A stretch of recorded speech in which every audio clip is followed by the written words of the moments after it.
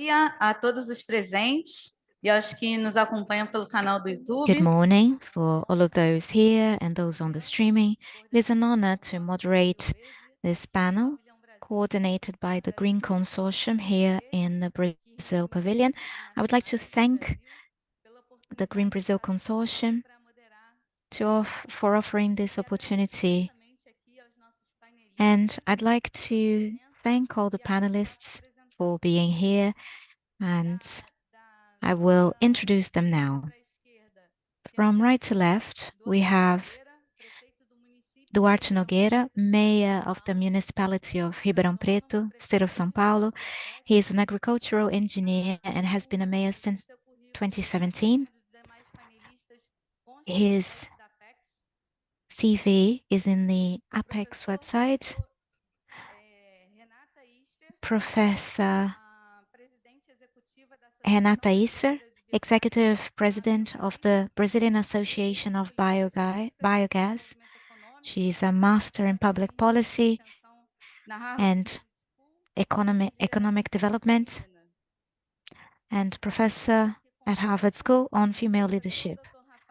We also have Professor Dr. Rafael Amada, Dean of the Federal Institute of Education, Science and Technology of Rio, and Director of the Federal Council of Chemistry, PhD and Masters in Chemical Engineer, focused on environmental chemistry. And finally, we have Dr. Rosana Rodrigues dos Santos, Executive Director of the Institute E+ for Energy Transition. Once again, thank you very much for being here. Our panel is going to deal with energy transition in the Global South, and Global South refers to developing countries in areas such as Africa and Latin America. Our focus is going to be energy transition in Brazil, and issues here approached portray situations at subnational level and other developing countries. And panelists here will talk about different perspectives that will enrich the debate. The energy transition we are seeking should be connected to a value chain and to societal values. We require the development of infrastructure such as gas ducts and others, so that energy can be distributed in an equal manner to all.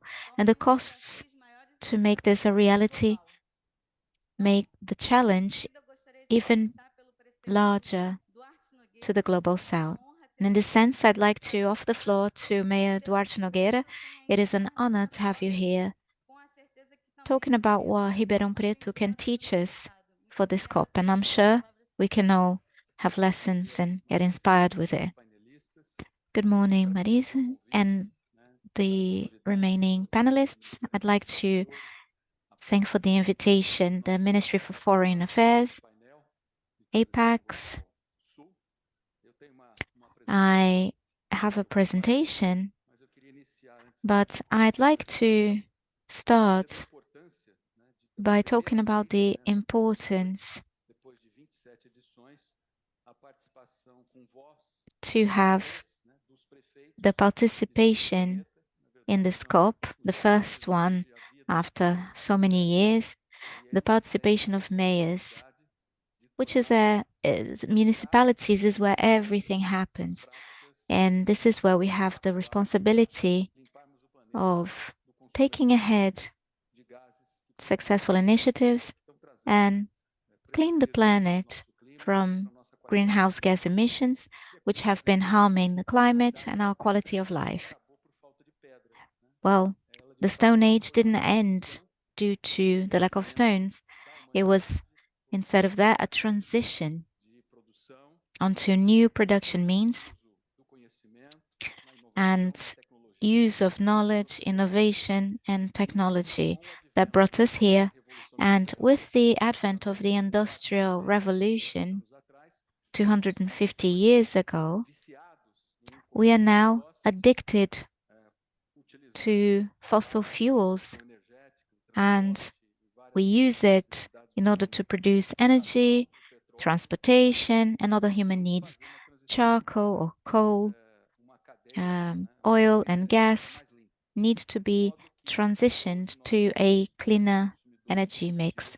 We are, therefore, huge consumers of fossil fuels, and we need to transition into a cleaner energy mix. And for that, we need to carry out a decarbonization that includes electrifying consumption to make other sectors cleaner. And our main demands are the transportation sector, digitalization of networks, and an improvement in energy efficiency. The Paris Agreement brings us back to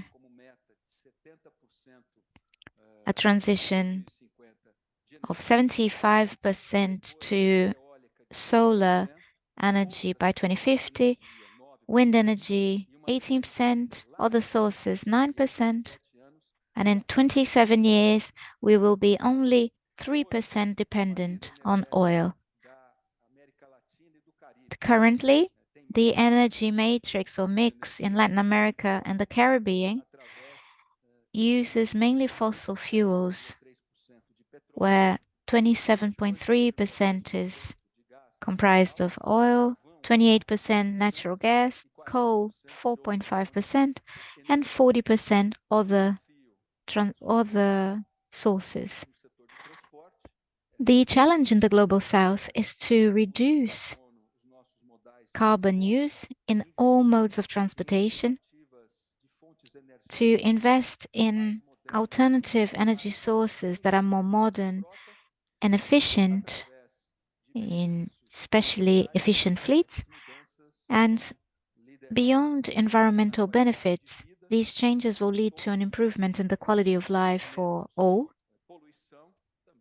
leading to less pollution and noise, considering that we'll be using more electric vehicles. In Ribeirão Preto, we have been working with clean energies and energy efficiency. The city has published its tree inventory. In a city with 700,000 inhabitants, we lack tree coverage, so we've identified areas where we need to plant. We also published our ESG report, and we used a Canadian city as a parameter, Montreal. We have carried out a tender for our public-private partnership for public lighting, and we are transitioning from sodium steam lights and mercury steam light to clean modalities. Thousands of lamps will be replaced, and they will have an energy efficiency of 68%, meaning people in the city will use 68% less electric energy, and we will be able to generate 50% more with LED lamps. Since July, up until the middle of October or November, 2/3 of our public transportation fleet, more than 200 vehicles, 2/3 of our fleet, 204 buses to be more precise, are using engines according to Euro 6. They have a lot less particulate materials, 60% less nitrates. So this is the first Brazilian fleet and will be 100% Euro 6. And as of next year, we're going to start electrifying our fleet. as of July next year. And because this demands a lot of investment, each bus that we bought for the Euro 6 is about R$ 1 million. We needed to wait to transition into electric vehicles until next year. To conclude, I'd like to say that what we need in a country like Brazil is to awaken in everyone a sense of belonging about this responsibility. You can't ask someone who is in a vulnerable situation to ask them to replace their energy mix. They will not be interested in that. So when we carry out meetings about smart cities, I always say that smart cities is a place where you have happy people and cities that work. So we need to truly work on the social side of things, offering quality dwelling for everyone, social development, and make the world co-participate with a co-responsibility.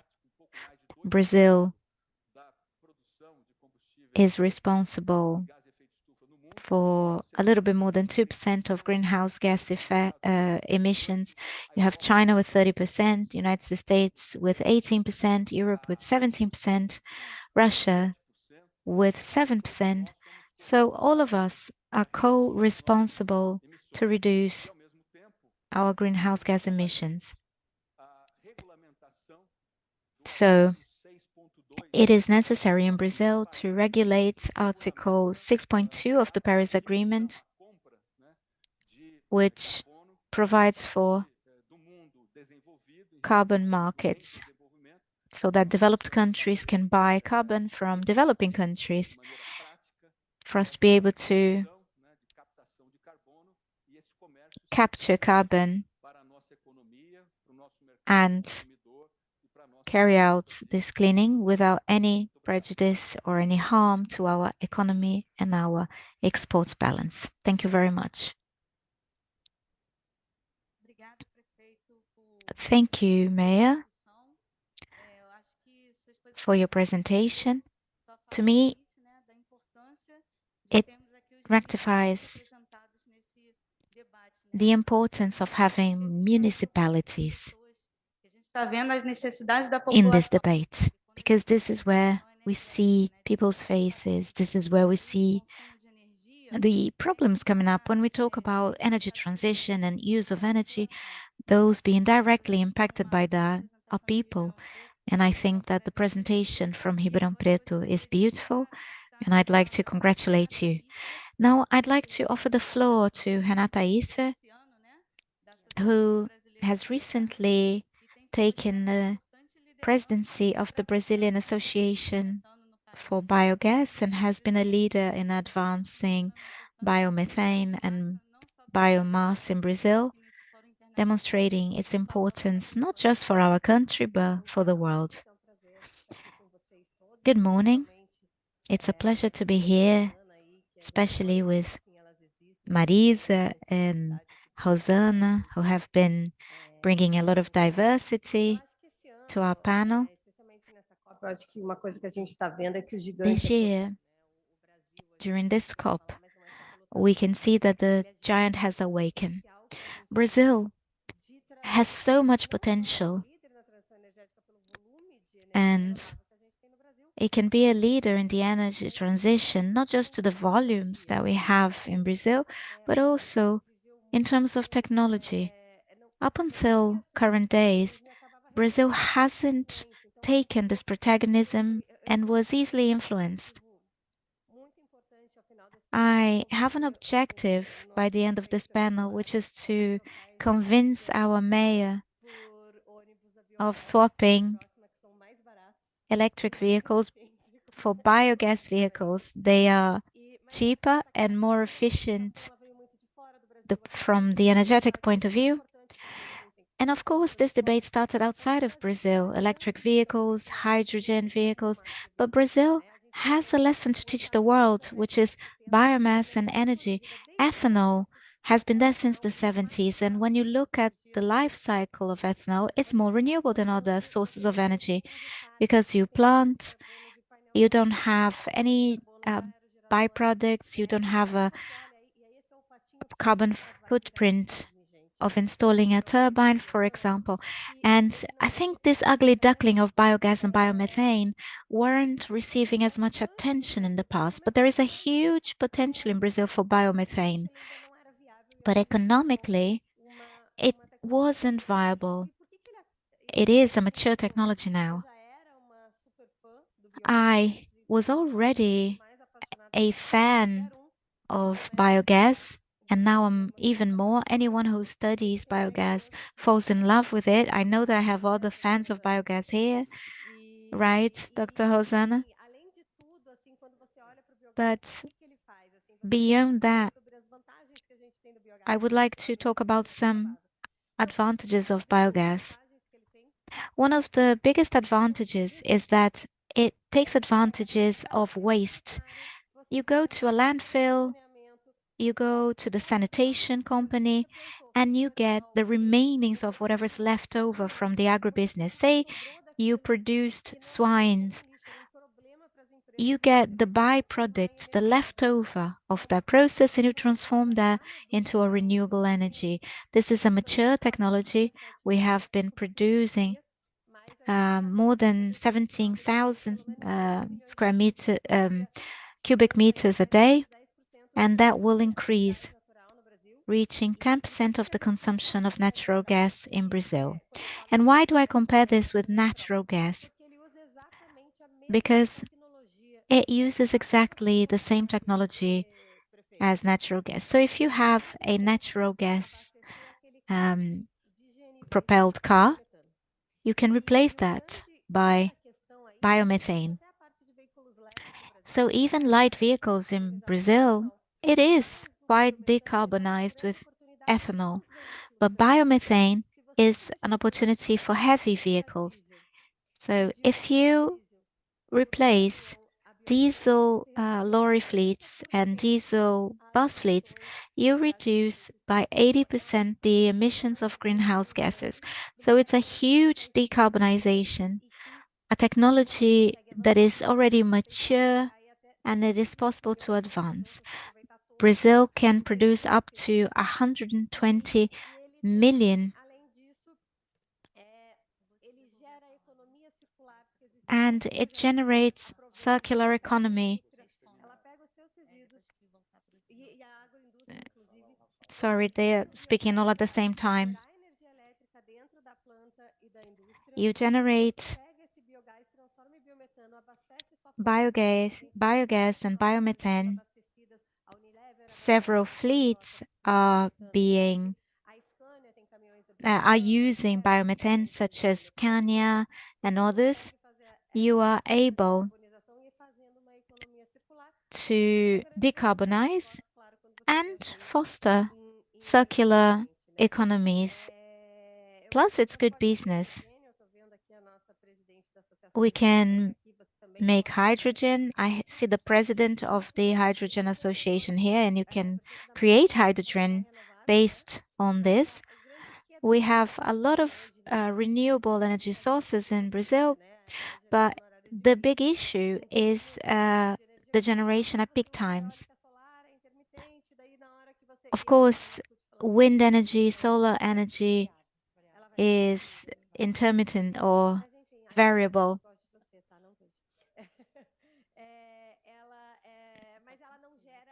But this type of renewable energy is unable to cover peak times. And everybody thinks about thermoelectric plants, but you can have renewable thermoelectric plants based on biomethane, based on biogas. And when you look at the regulation of thermoelectric plants, we are competing with coal. When we participate in energy tenders, which are no longer a thing, they compete together.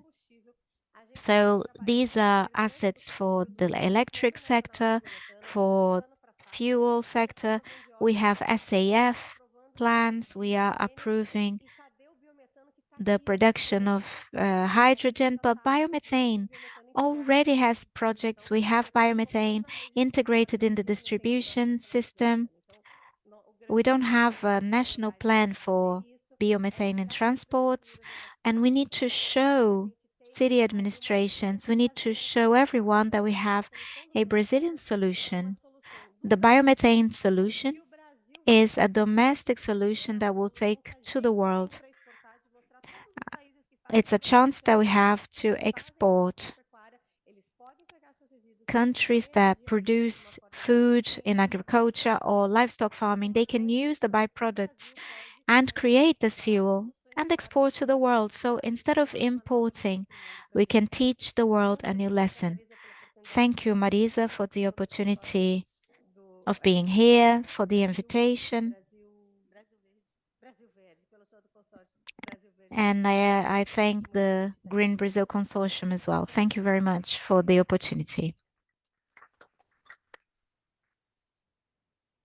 Bom, dando sequência aqui ao nosso painel. Just continuing our panel, we will now have the honor of listening to Professor Rafael so that he can talk about his wide experience in education to our debate, showing us that education is also part of the energy transition. You have the floor. Good morning, everyone. It's a pleasure to be here with you. I hope that you are also following us in Brazil in the middle of the night. All the warriors that are there watching us. I hope that the Federal Council team is following up this important moment for us. First, I'd like to thank you all because this is one of the first professional councils that is participating in COP28 as an institution. So I believe that we are having a strategic role here, and I'd like to thank the Green Brazil Consortium very much to see this potential that the Federal Chemistry Council has in the electric and energy transition, because we understand that the professional councils can contribute to this debate, not just performing the role of regulating and dialoguing between professionals and companies, but we also want to help by contributing to this matter. So we are very happy as Federal Council to be here. And as a professor and a dean, I believe that the energy transition needs to think about the new professionals that we are forming, professionals that are leaving universities and educational institutes right now. How are they graduating? Do they have a differentiated concept, or are we forming them only thinking about the pollutant old ways that we did things? So I'm trying to wear two hats here, due to my roles as a professor and as a representative of the Federal Council of Chemistry Engineers. So, Marisa, it is a pleasure to be with you here. You're also a chemical engineer, and you know how important this professional is. So, apart from this diversity, we have important chemical engineers working both with the environmental side of things, energy transition, processes focused on biogas, hydrogen. So we want to strengthen the role of the professional councils and think about a contribution. Looking at the Federal Council as a regulator is no longer what we want to be doing or how we want to be seen. We want to be together with municipalities thinking about solutions in places where life happens. So thank you very much for bringing us here. And I'd like to thank the federal government, the Green Brazil Consortium, and we need to strengthen this discussion to advance matters. And in this sense, the Federal Council of Chemistry is a federal autarky located in Brasilia, but we have 21 regional councils. And they supervise and register chemical area professionals, and here we are talking about those professionals who are technicians, for example, biotechnology technicians, environmental technicians, and they are registered under the Federal Council of Chemistry. We also regulate graduation courses, and here we are referring to professors, chemical, industrial bachelors, and chemical engineers,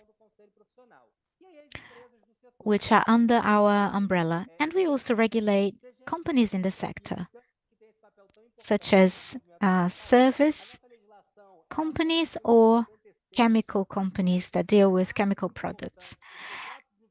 We were established in June 1956. This is when we didn't just regularize work, we regularized the profession over the development of the country and the industry. The Brazilian chemical industry has an important role in the country. Figures show the generation of revenues, and this needs to be broadened. The chemical industry was deconstructed over the past few years, and it lost some important spaces, but talking about energy transition is talking about the chemical industry and how much it can advance in this discussion. So, based on the energy transition discussion, we want to empower the chemical sector. We need a strong industry, and we want to reinforce this possibility. The transition could be an opportunity for the country due to the potential it's got, the professionals it's got. And I'm not saying that chemical professionals are the only ones that are going to work in the energy transition. We have agricultural engineers, we have lawyers. You're an engineer as well, right? So there is a huge potential, but we understand that chemical engineers have a strategic role, because when we talk about these processes, whether they are biochemical or physical and chemical processes, they will involve the knowledge of these professionals. Today, we have a potential of 216,000 professionals. We are connected to the main universities that graduate chemical professionals. The federal institutes also have graduation courses quite well consolidated, especially when we talk about technicians. Inside the Federal Council of Chemistry, and since 2019, when we had a change in the council, and our president started a dialogue between the council and society and the main associations, trying to see how we could contribute in the area. And this has broadened the debate. So we've organized a few important events, especially talking about green hydrogen. We understand the importance of biogas. We have carried out some important discussions here, but hydrogen, even the outlook of hydrogen is important. Well, everybody knows hydrogen is the first chemical element that we study. I am a lawyer, but I'm the one that remembers. But it's a really well-known element. And why is it not as widely used in energy transition? Because it was not seen for its potential, and we have been reinforcing uh, that in Brazil and abroad. They have been building plants to use the hydrogen that is the byproduct of some production processes. So we can see events in the Congress, the Federal Senate, and we have been speaking to the Brazilian Association for Hydrogen because we understand that it has a lot of potential to play a role in energy transition.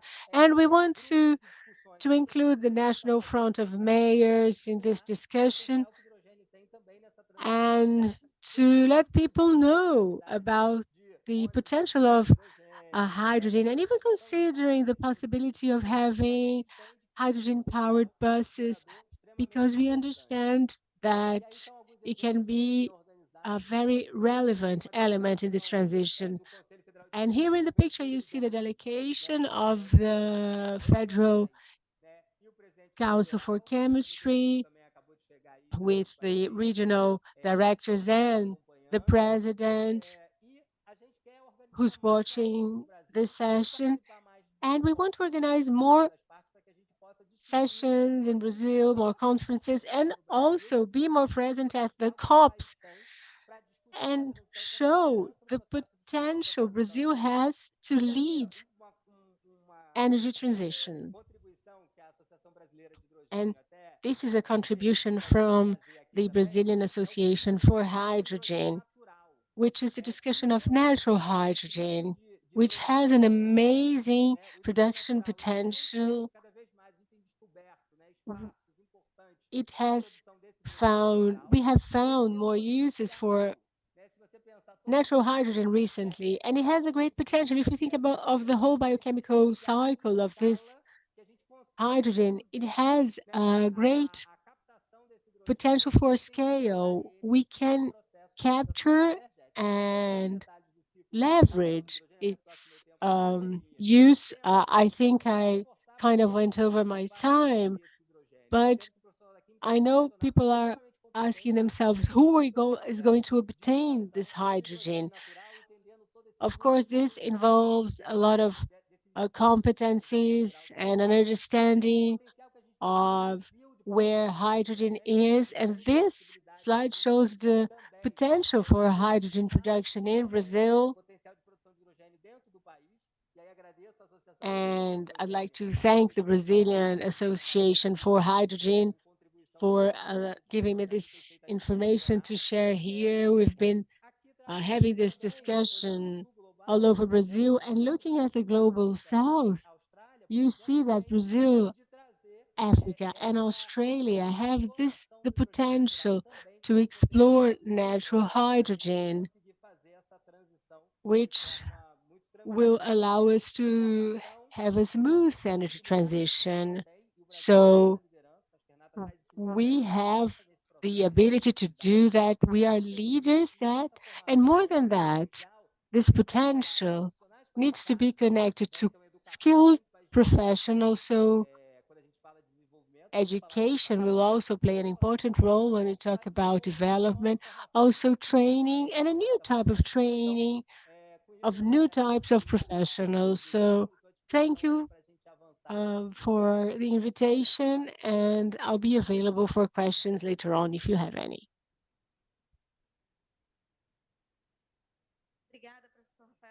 Thank you very much, Professor, for your explanation. I think what you said towards the end clearly shows that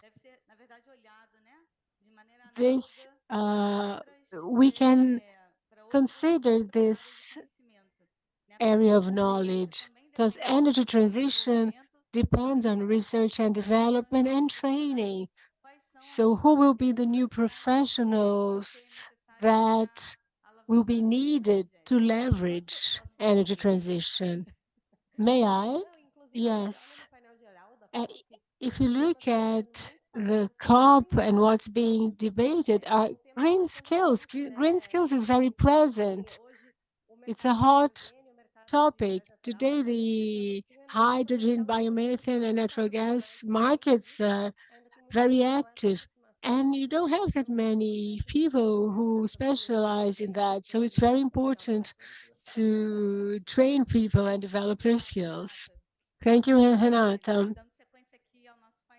So now moving on, I'll give the floor to Dr. Rosana, our representative from the civil society. So this shows the diversity of this panel, not only with women and men, but also representatives from the education area, the industry, the government, and civil society.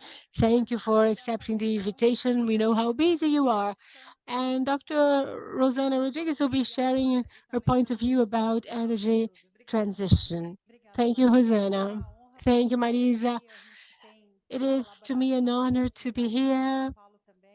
We have been collaborating with the government of the state of São Paulo, and this is a very interesting debate. I would like to give a contribution, not so much as someone from civil society, but offering a general reflection. I think what's missing in Brazil is not waiting for the next COP to gather a bunch of Brazilians who are discussing our domestic situation abroad. So you mentioned that we should organize ourselves. We have many potential fruitful conversations that we could have amongst ourselves, amongst members of the public, the audience, because whether you like it or not, we have our specificities as a country, and we have characteristics that are sometimes hard to explain. Explain the reality of our country, because we have this huge diversity of resources. We are at a point of industrialization where we have our technologies. We have everything, actually. We have wind potential, probably the best level of wind, also sunlight. We have human capital, intellectual capital. We have land that we can use without any destruction of the environment. We have a plant growth rate that is probably higher than anywhere else in the world, and this is being used in agriculture. Our trees grow much faster than European trees, for example. So the issue of waste, for example, mentioned by Renata, is very important to Brazil. If we could use the potential of our waste, we would have a huge potential of generation of energy from biomethane in this case. Just to give you an idea, Germany has 10% of this potential, but they use 50% of their potential. We don't use even 5% of ours. And we also have ore. We have iron ore. We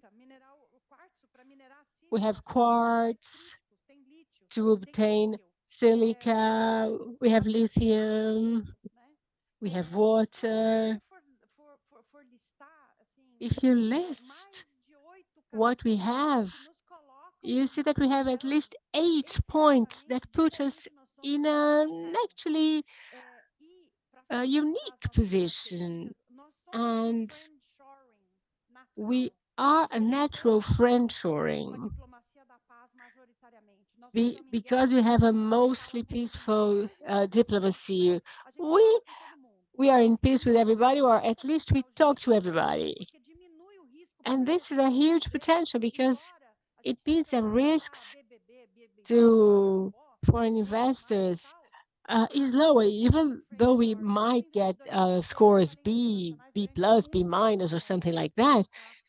The risk is low, and I've worked with investors for a long time, and they see us as friendshoring. So everything we're discussing here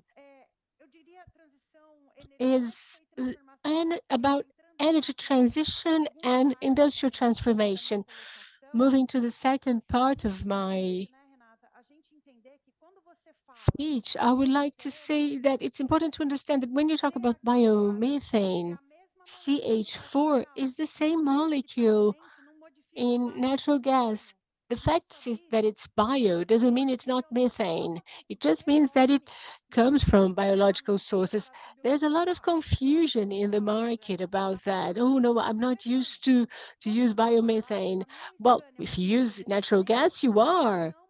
If you talk about biomethane powered truck, you're talking about if you're talking about a natural gas powered truck, you're talking about a biomethane powered truck. So our natural gas is a mixture of CO2 and biomethane, 40% of biomethane and 60 of this biogenic CO2.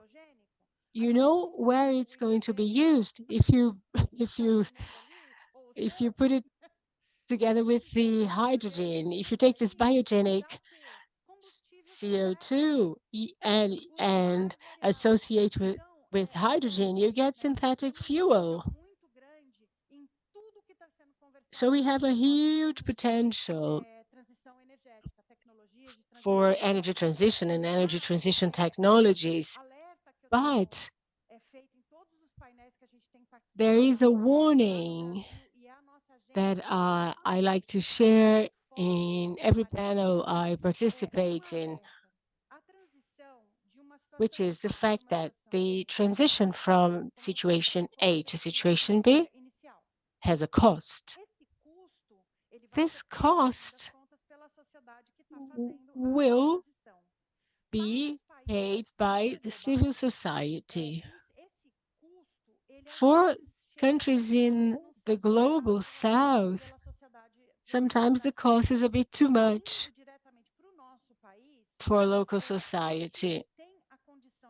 And especially in our country, we are able to do the energy transition and make money in the process. Because if we have the right public policies, the right posture from the government and the civil society, from all of us, and a posture of non-submission to international interests, but a position that is being at the forefront of advances, we can use all of our resources and begin industrializing them intelligently and producing goods, services that are decarbonized, and we can sell them to the world, which will increase our industrial GDP with the export of decarbonized products. Now, what the world pays for that is not much, but it's increasing. And how can we bridge the price gap and have financial leverage with the sales of decarbonized products? That will depend on having a good industrial policy, good incentives policy. The carbon market might play an important role there. And finally, blended finance will also play an important role there, probably.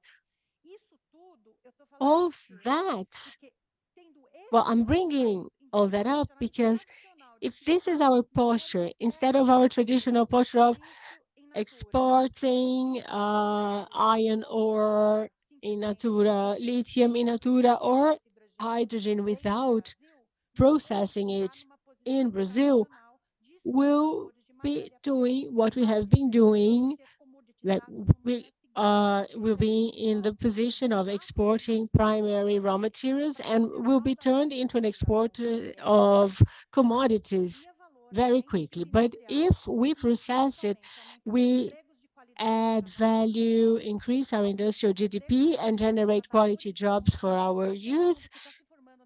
And we offer new possibilities for all people who are coming out of university and offer them green jobs. And that's what we want as a country, I believe. And in closing, Marisa, I'd like to give 2 or 3 examples of that, just focusing on hydrogen. I'm not even going to touch on biomethane, which is another world completely. I'm sorry, I couldn't hear the comment by Marisa. Her mic was off.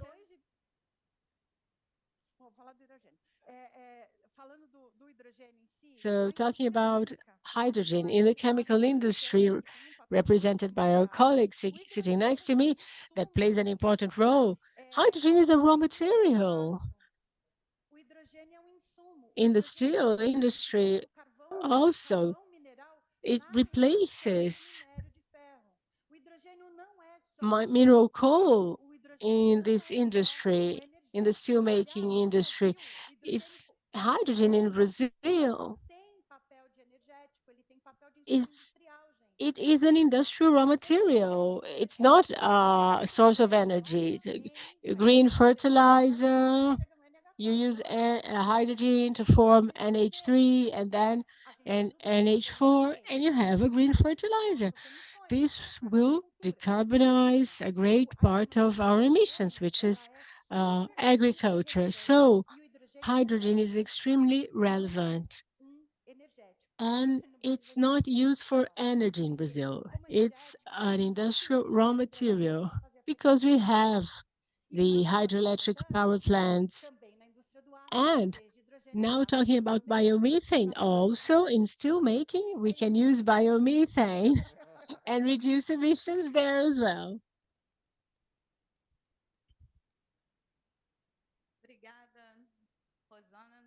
Thank you, Rosana. You really explained well what I meant at the beginning when I mentioned costs and needs. I think it was a great contribution to this debate. And now we're going to have a session of questions and answers. And I'd like to start by asking Mayor Duarte a question. We signed the Paris Agreement, and we have the contribution of the states, of Brazilian states and Brazilian municipalities. So small and mid-sized cities in Brazil contribute to these global targets in that they are responding to that. How are they doing that? Well, Maris, at the beginning I said that we in the past we didn't leave the Stone Age due to lack of stone, but because we progressed, and we'll always need food and energy. And what we need to have cleaner energy. Now we had this lovely organic chemistry lesson here, but apart from that, we also need scale and funding to be able to transition from fossil fuels to clean energy. Brazil is doing that already with very unique characteristics. 48% of the Brazilian energy matrix is renewable, 52% isn't. 85% of our electric matrix comes from renewable sources, 65 from hydroelectric power plant, 35 wind, photovoltaic, biogas, and others. Why are we not using hydrogen so much for transport? Because the chemical balance between the production of hydrogen to this end, what is spent in energy to produce hydrogen to use in transport is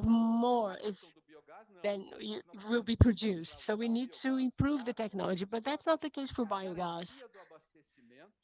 When we use biogas, we ensure supply, which is something that you don't have from a linear point of view. So I agree with Renata that we can use biogas as sure as supply is ensured so that we won't have a lack of fuel for our production activities.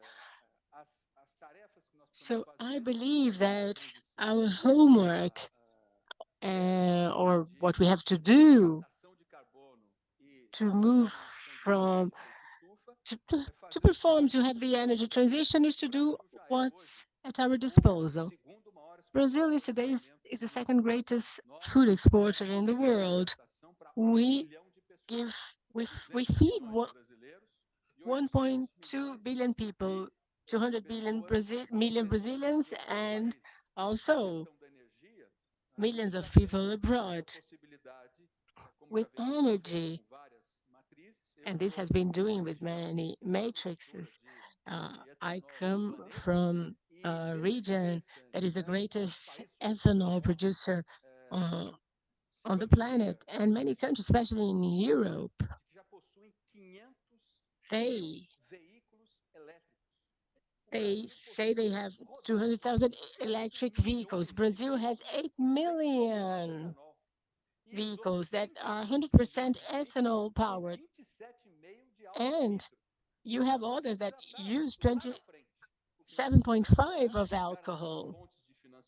We need to ensure funding and the necessary scale to transition to biogas, hydrogen, electric vehicles, and make the most possible use of clean energy sources and move past this addiction to fossil fuels that we've had since the Industrial Revolution. And that's what will ensure our quality of life in future. And we need to do that. I insist, integrating everyone in receiving benefits, and that includes housing, public healthcare, sanitation, waste management, decent jobs, all with the concept of sustainability in mind. Thank you, Mayor Duarte. It's clear from what you said how much Brazil can contribute to the area of biofuels, and it's no coincidence that we have the greatest producer of ethanol in the world, the region that is the greatest producer of ethanol in the world, which is the region where you come from. And I'd like to ask Renata about what Brazil can give the world in terms of energy transition, considering biomethane, which hope will become as famous as ethanol. And I also hope Brazil will be the greatest producer of this renewable source of energy. Well, because I'm a bit anxious, I mentioned this topic right at the beginning. Let me go a bit deeper now. But before that, I'd like to clarify something, which is the fact that we already have the technology for biogas. We already have the technology for hydrogen. We can ensure that both for hydrogen and biogas. What's lacking is a connection to ensure that producers, and I think it's important to bring cases for everyone because we have many cases. The city of Presidente Prudente in São Paulo, in the state of São Paulo, they created a local biomethane network that connects producers because the city of Ribeirão Preto is not using gas, it's using biomethane. And consumption of natural gas in the state of Ceará is the natural gas they use come from biomethane generated in landfills. So we can ensure supply. And I think I should focus on cases that we can show.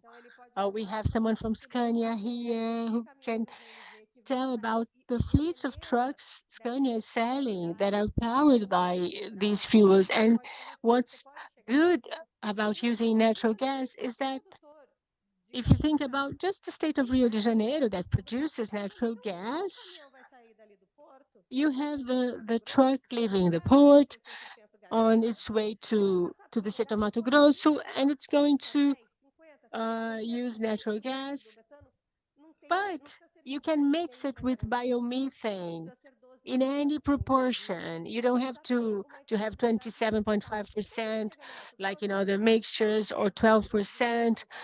When they drive back from Mato Grosso to Rio, it's the same thing. They can use either fuel. So it's very important to do that and show that to the world. And as Rosana said, we have cases of using that for the green industry. So Yara is already producing green ammonia, which is a fertilizer Um setor de difícil descarbonização também, assim como o transporte in pesado. decarbonization, and it produces green ammonia for export. This is another big success case that we have with this Pegada baixa de carbono. commercialization. Brazil is using this low carbon footprint to do that, and tapping into the fact that they have added value of having green ammonia, because green means added value. We have other examples. We have another case. I don't remember if it was in the north of the state of Paraná or the south of the state of São Paulo, of a factory that used lots of heat and now is using biomethane. So the number of cases is increasing.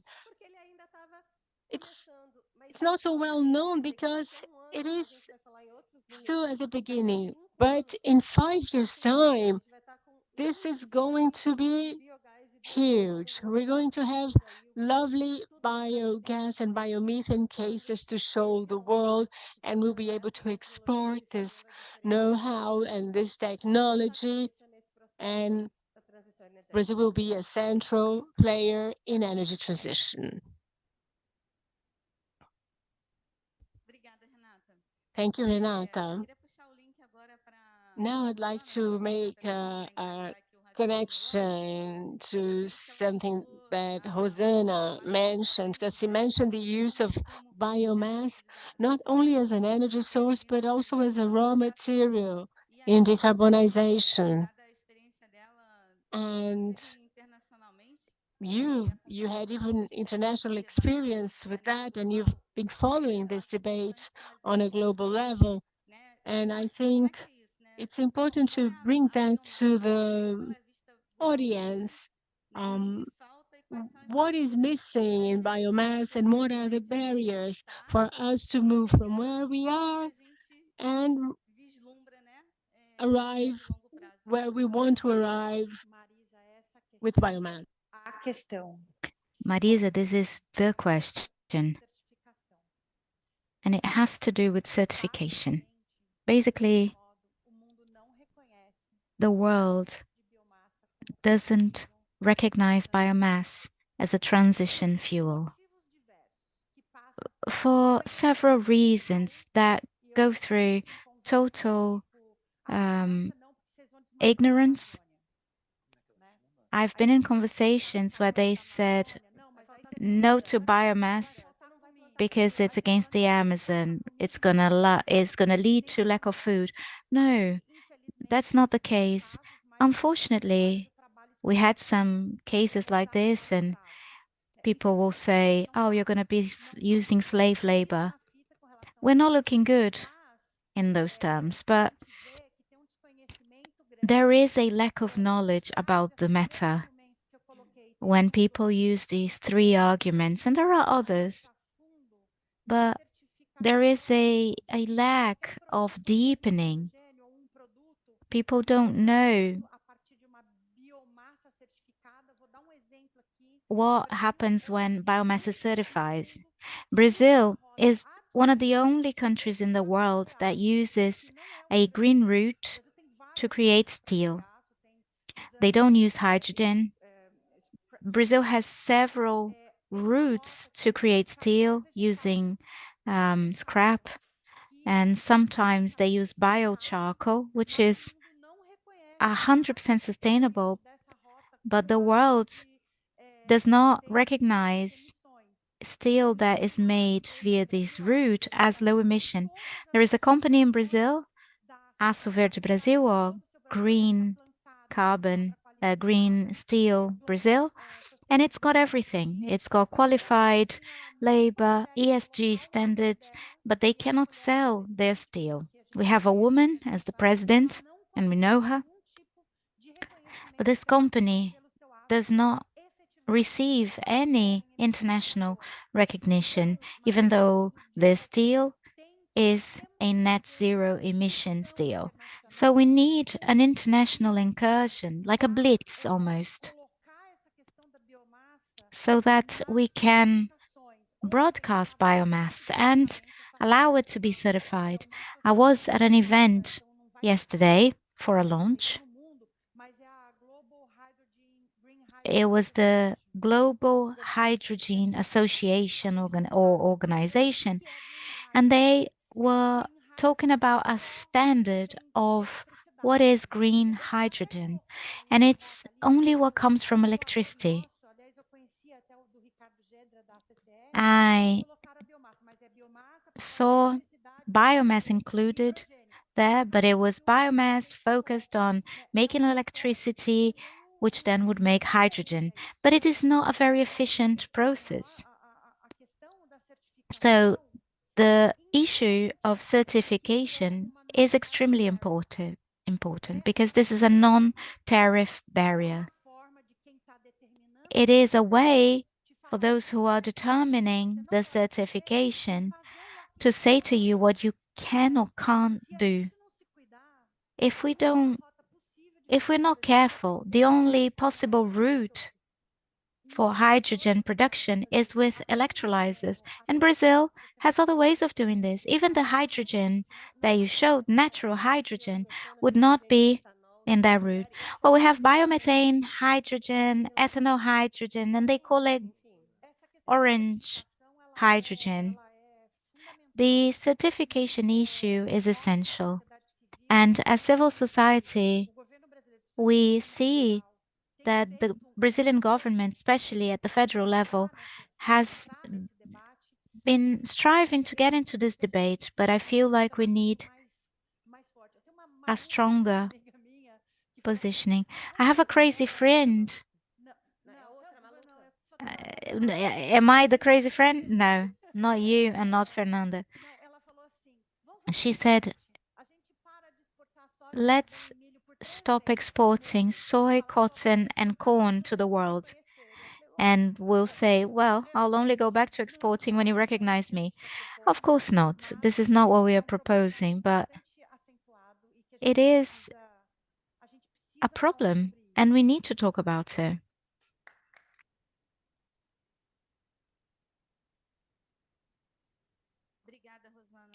Thank you, Rosana.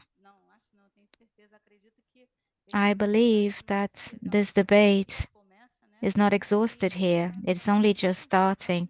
And what you said is very important for all entities that represent the sector, such as the Biogas, Única, so that we can have a voice in the international debate, especially from the certification point of view.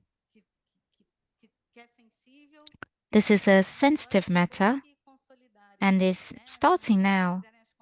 And once we get to conclusions, it's difficult to take a step back. So the moment is now. Brazil has to bring this to the agenda. There was a gentleman yesterday, and I don't remember where he's from. I think he's from the World Trade Organization, and he said the certification issue. Well, certification has to come first because it provides security to investors. When we talked about power shoring, right? If we don't have a certification for what we think is good, that doesn't offer any security to investors. So we need it. We are heading towards the end, and I will now offer the floor to Professor Rafael to close the matter and talk about Brazil's role within this context and your presentation. I will ask you to be brief. Offering the floor to professors is always a bit difficult because they do talk a lot, but please be brief, and then we'll pass on to everyone's final considerations, closing our panel. This was a very important moment for this dialogue. We presented one of the main points. Energy transition has to be in the dialogue, whether that is in the municipalities, federal government, associations, civil society, and the role of professional councils has to be included in the country's discussions. That model of professional council that only supervise and regulate is not what we want to do. We want to break this paradigm, and we want to be a part of the discussions. So currently, we are discussing, obviously, in our area, which is chemistry, but we want to provoke other professional councils to think about what sort of development we want for the country so that we can have more and more professional councils participating in these events. So again, thank you, Green Brazil Consortium. I think we need to qualify municipal and state level managers on concepts such as biogas, hydrogen, and the potential that we have for solar power, wind power. We need to qualify everyone because people don't have the clarity on the dimension of this. Bio is not an impediment to the process. So biomethane, biogas, all of this needs to be reinforced. We know that universities and federal institutes have a potential of graduating professionals, and we have to empower that in order to reach the levels of development that we need. I'm trying to be brief here, so I'll stop here. Mayor, final comments?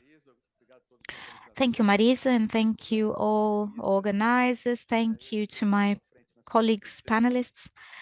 I represent the National Front of Mayors, and it comprises the 420 largest municipalities of Brazil, where 2/3 of the Brazilians live, about 140 million Brazilians, and we produce 3/4 of the national wealth. So it is in the cities where life happens and where we have to offer both scale and available investments so that we can carry out the energy transition while cleaning our energy mix.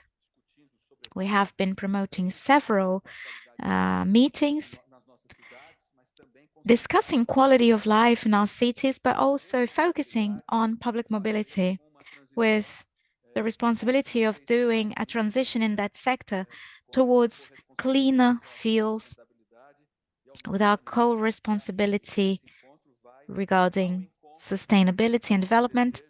And this meeting here meets our desire to work towards this objective. So on behalf of the National Front of Mayors and on my behalf, I'd like the opportunity for being in such an interesting meeting, such a challenging topic for the future of our country. and the world. Thank you, and thank you all for being here.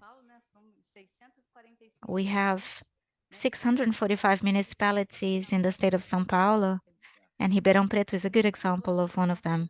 Renata, your final considerations? I think I've defended biogas and biomethane quite a lot, but I'll talk about something else. I see that in our public, we have a majority of women. And yesterday I watched a speech or a panel that was led by Hillary Clinton, and she was talking about how women are more affected by climate change than men. Heat waves affect a lot more women because women are the ones that cook wood fire ovens and they get hot. Women are the ones that stop working when you don't have electricity and someone needs to look after the house. So we care, we truly care. And I just wanted to thank you all and make a call to all women and men. We are here, we can be the difference in the world, and let's go together so that the energy transition is more efficient and impacts us less as a planet. Thank you, Renata. She is the co-creator of the project Sim Elas Existem, which has the objective of promoting gender equality. It's a very interesting initiative. She is in the social networks. Please follow her. And Rosana, your final words, please. Well, I would like to first off express my solidarity. We are part of a group together called Mulheres de Energia, and it is so important to have exchanges in these groups, and I grew a lot with these exchanges. But going back to the theme, I believe that in Brazil, we need to start using not just the term energy transition, but energy transition with an industrial transformation, because the energy transition started in the 70s when we had the oil crisis. We couldn't find any oil. In the electric sector, they then developed electricity through hydropower. And then in the fuel sector, they started the Proálcool program or the ethanol program. So we started due to non-climate reasons, but it started way back. So we are quite advanced in the replacement. And this is the thing that the rest of the world is still discussing. So my final comment is, what are we going to do with this? And I believe that we can transform our industry and our agribusiness. So my final comment is this: we need to have a mindset that sees energy transition as something that has an added value, which is industrial transformation. Thank you, Rosana. So I'd like to close this panel with an important announcement. We are going to have the signature of a technical cooperation agreement between A Biogas, represented by Renata, and Institute for the Energy Transition, here represented by Professor Rosana, whose objective is a technical and institutional support to the activities developed by both institutions. This partnership aims at developing the biomethane market. The state of São Paulo has just concluded its energy development plan, and one of the strategies to mitigate greenhouse gas emissions goes through biomethane. So this will add not just to the state of São Paulo, but to the country as a whole. So thank you very much for your participation. It was an honor to have you here. I was very happy with this panel. We've discussed a lot. Thank you very much, everyone who's here. To those listening to us on YouTube, I wonder if someone's listening. I hope they are. But thank you very much to those who are listening to us online. Thank you. Have a good event, everyone. And I hope you enjoy this opportunity. Thank you.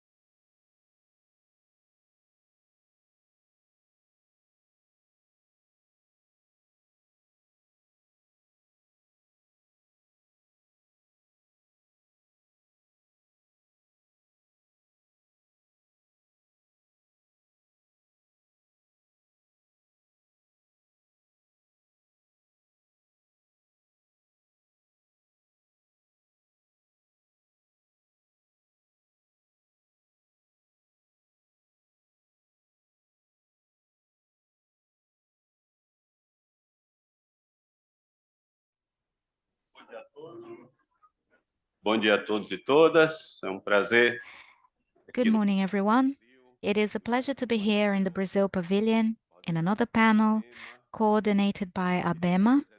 I'd like to introduce myself. I'm Gino César, and I am the state-level secretary for Environment and Hydric Resources of Alagoas. And I'd like to thank all the panelists for being here. Daniel Oliveira Valente from Piauí, Carlos from Ceará. I am from Alagoas and Ceará. Ana Luisa from Pernambuco, André and Guilherme. Welcome you all to this moment. Our panel is on just energy transition, opportunities and challenges for renewable energies in Brazil. We will have 5 to 10 minutes for you to make your presentations, and we are going to start with the state-level secretary for Piauí, and I will offer the floor to Daniel. You have a presentation to make, don't you? So please start whenever you're ready. Good morning, everyone. I'd like to greet the president of our panel, Dr. Gino, representing ABEMA. And I would like to thank ABEMA for conducting this panel and promoting a dialogue with all players, making it possible for us to be here today. So this is my presentation. I am Daniel Oliveira, and I am State-Level Secretary for Environment and Hydric Resources for Piauí.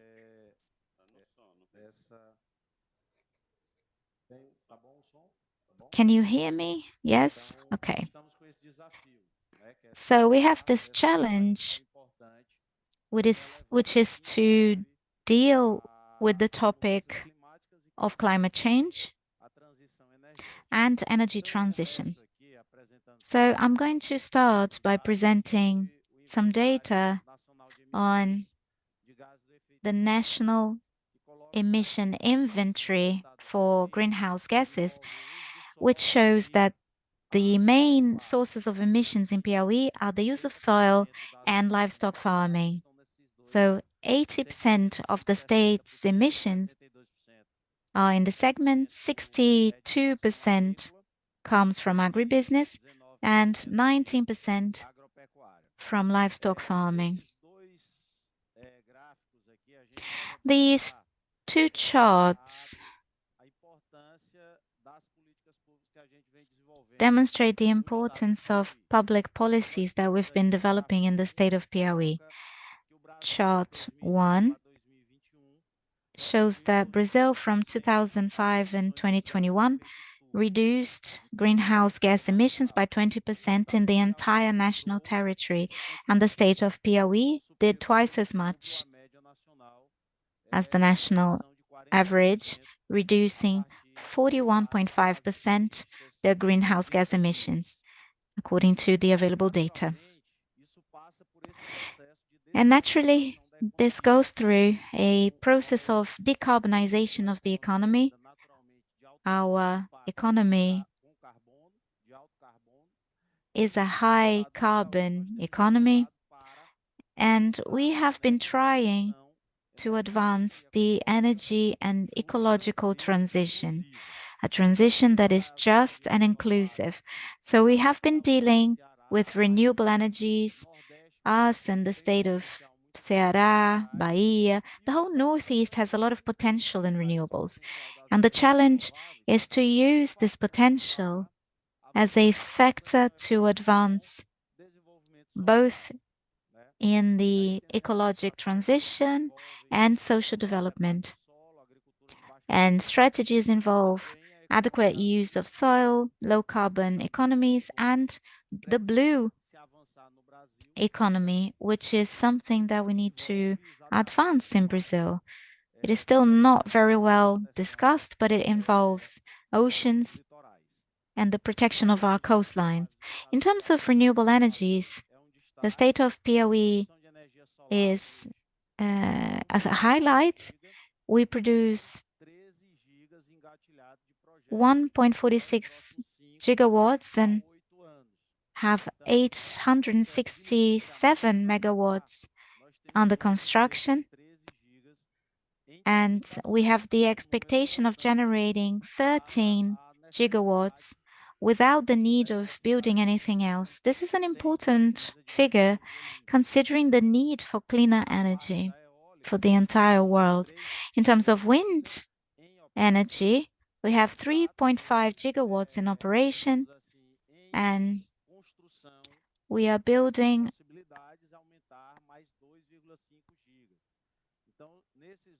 an extra 2.5 gigawatts. And we are talking about 15 gigawatts of solar energy and about 6 gigawatts of wind energy. So the renewables mix of the state of Piauí will be multiplied by 5 in the next few years. And this has an important impact. And the big bet of Governor Rafael is the green hydrogen. Today, apart from memorandums of understanding and agreements with multinational companies, we have in Piauí an estimation of producing green hydrogen as of 2024. We will build this plant for 2 years, and then in 2026 we'll be generating 1.5 gigawatts with green hydrogen. And the trend is for the state of Piauí to stand out in this new segment of clean energies. We already have in Brazil a very consolidated wind, solar, and hydro production. And I believe that green hydrogen will become more important in the next 10 years. But in the short term, the state of Piauí should stand out. And the cornerstone of this work, this new plant, will be the launch in San Antonio do Parnaíba, which is an area of export processing, which relies on tax exemptions. And some investors see this as a very competitive opportunity. Piauí is a very attractive partner for this. I'd like to highlight the speech that was made by the President of the European Union, President Ursula, in support of the project. They've invested about 2 billion euros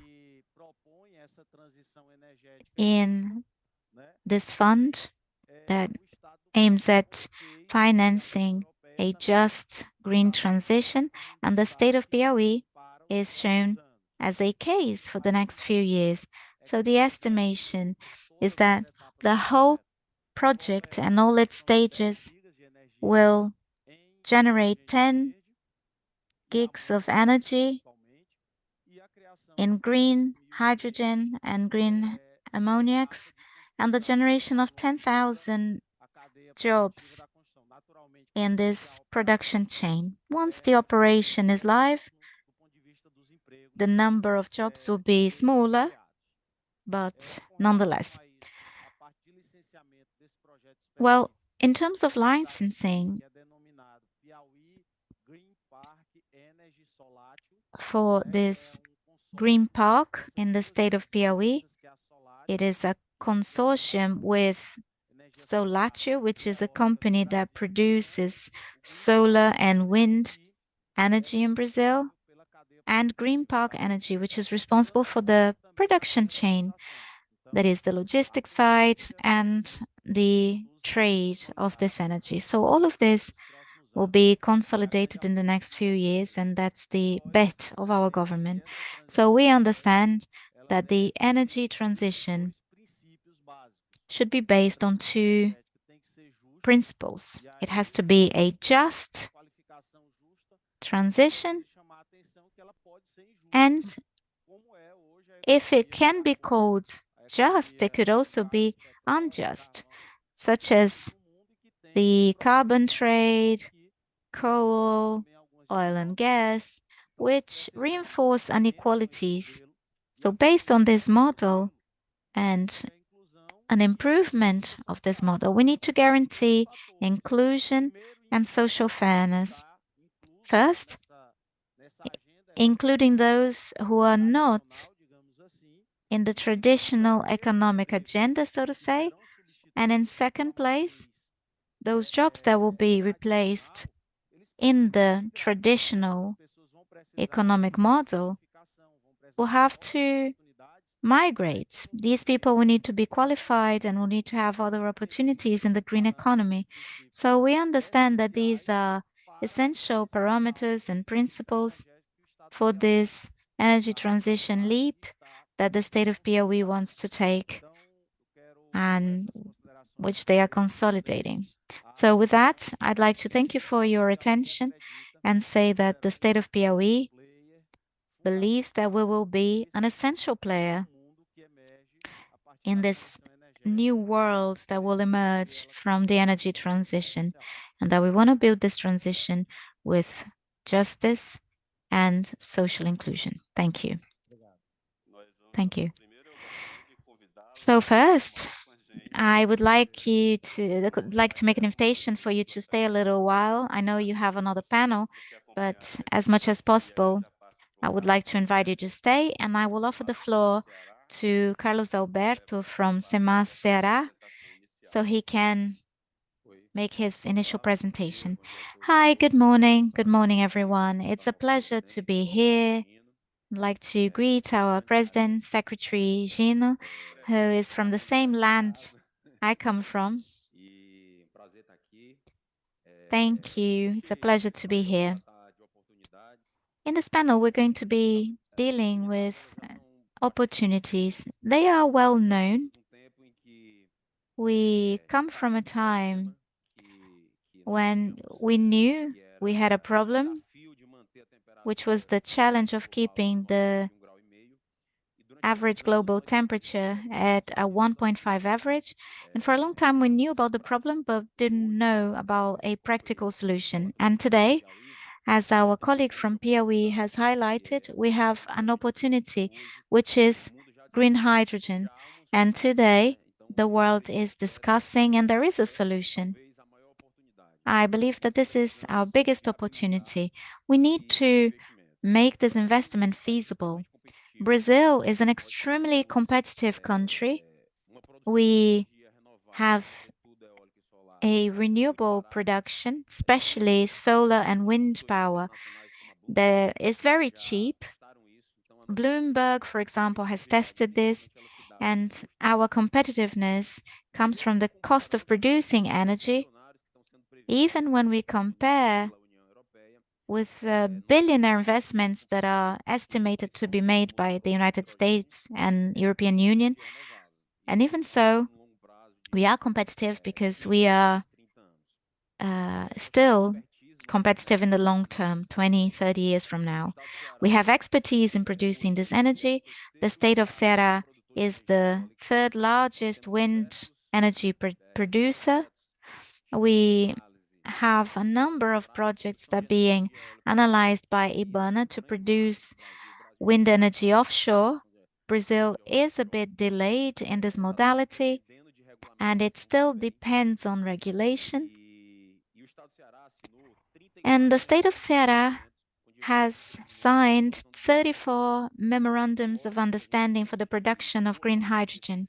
We understand that a great deal of these memorandums might not go ahead, but if only 1/3 of them is consolidated and turns into production, we have more than 50 billion in investments coming towards the state of Ceará. We've issued the first preliminary license for Fortescue, which is a gigantic Australian company that produces ore, and they visited the state of Ceará. It is a preliminary license for large-scale production of green hydrogen in the free zone area, very close to the Pecém Harbor. So this was a landmark for the state of Ceará.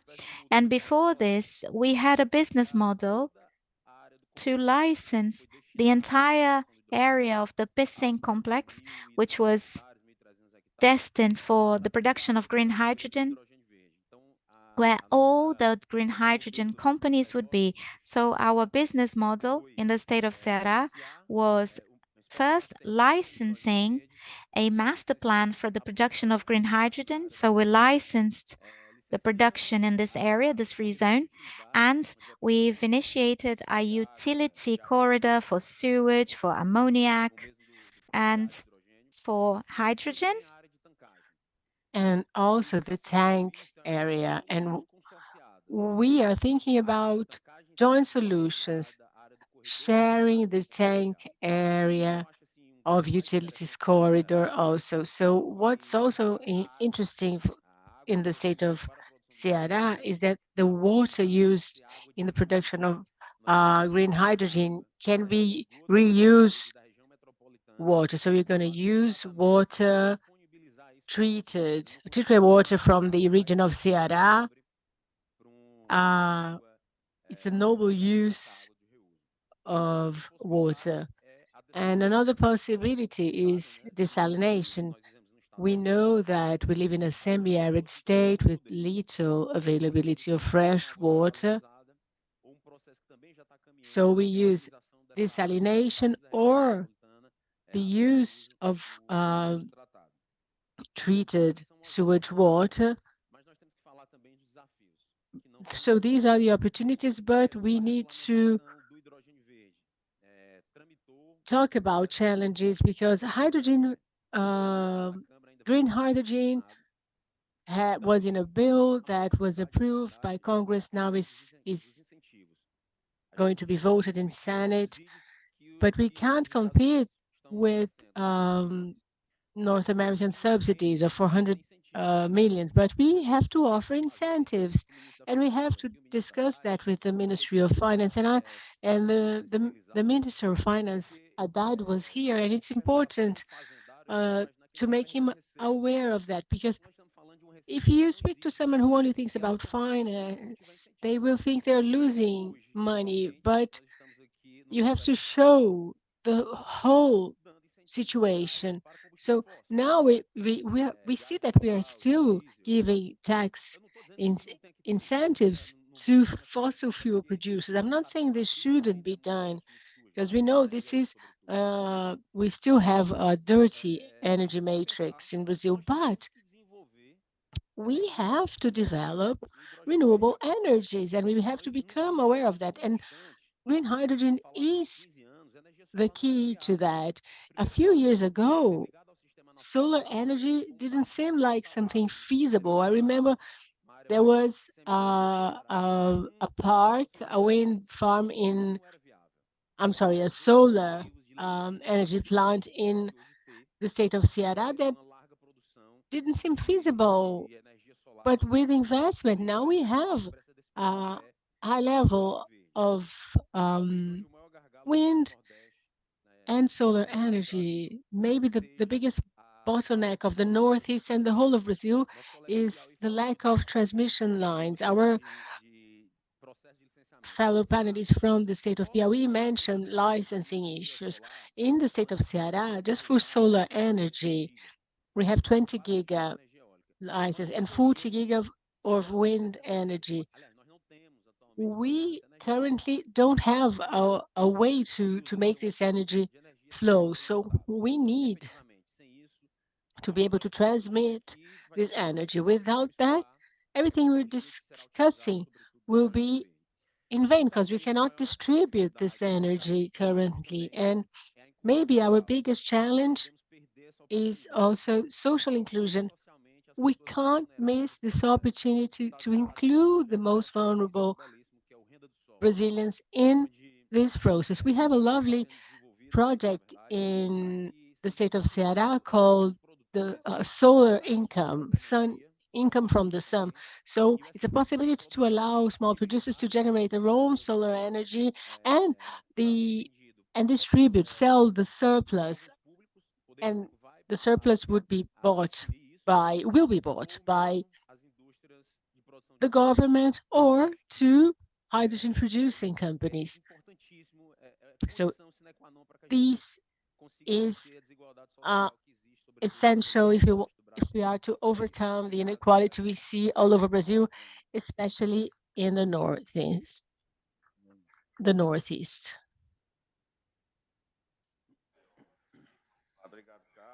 Thank you, Carlos. Glauber Piva from Consórcio Northeast is here, and we've been working with them. So I'd like to mention that. Now I'll give the floor to Ana, who's from a neighboring state of Pernambuco. Ana, the floor is yours. Good morning, everyone. I'll start by giving you the context of our state of Pernambuco. We're going to have a new governor, Raquel Lira, in January. And it's clear that the main guideline of the Fernando de Noronha Climate and Sustainability Division is climate change. The focus is climate change. This has been clear for a while now, and what we see in the state of Pernambuco are some policies that were created with international cooperation in the scope of the decarbonization plan for the state of Pernambuco. And we have divided these initiatives in two areas. We still have active divisions that perform command and control, that take care of the hands-on part to make sure that regulations are enforced and complied with. But we also created a sustainability division whose great mission is to decrease social inequality in the state of Pernambuco and eradicate poverty. And this is done by generating sustainable income. So we have these two parallel objectives, and now at the COP we are launching our climate change, environmental change plan for the state of Pernambuco. I think we launched it 3 days ago, if I'm not mistaken. And the objective of this plan is reducing inequality and increasing the income of people from Pernambuco with this new regenerative global economy. And this plan starts with effective actions that are no longer theory. Since January, we've been implementing them. And I was here with, I'm the Secretary of Sustainability and Environment, and also the Economic Development Secretary was here. And this shows that our new development policy is an environmental policy and vice versa. And the plan has 7 pillars. I'll briefly show them to you, or talk about them to you rather. The first is a nimble, responsible, and fair energy transition. Last week, we made concrete something we had been discussing.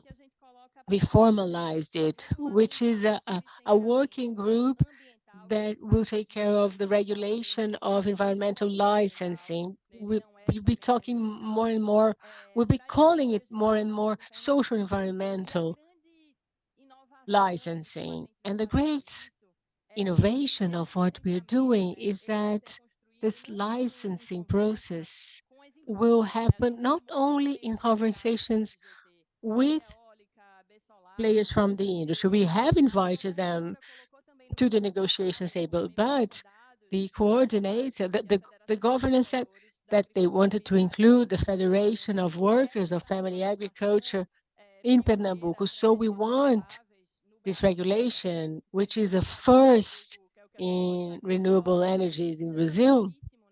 We want it to be legitimated by all players. We want to give entrepreneurs legal security, but we also want to ensure the welfare of families involved. So we're going to have 6 months to discuss this point, this pillar of this agile, responsible, and fair transition. And we were asking ourselves, how can we make sure that all companies become sustainable? And we have just signed an agreement.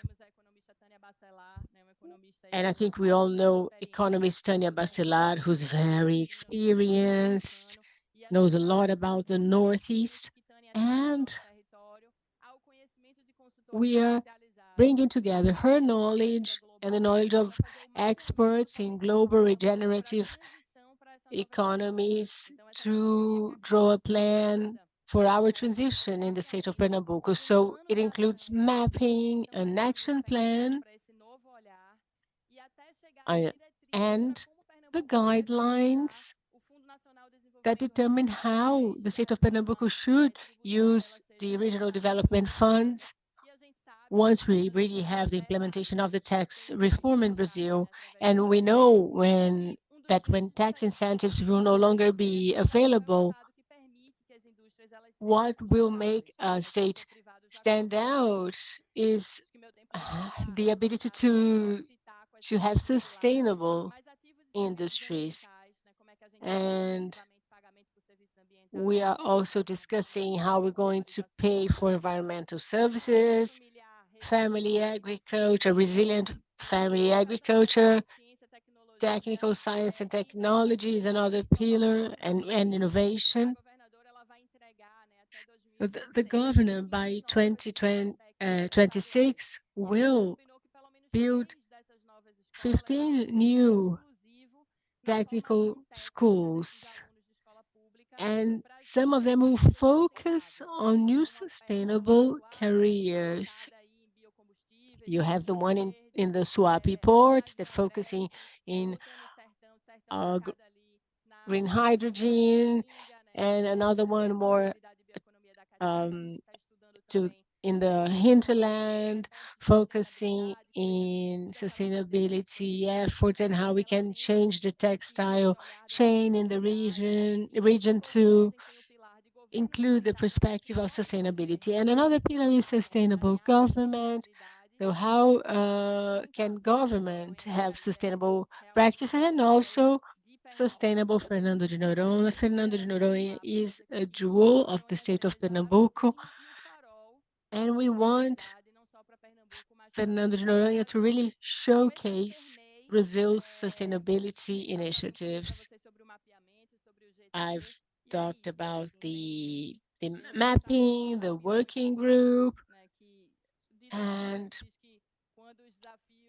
Doel, the priest says that when problems become absurd, solutions become delightful. So that's what I had to say. Thank you very much.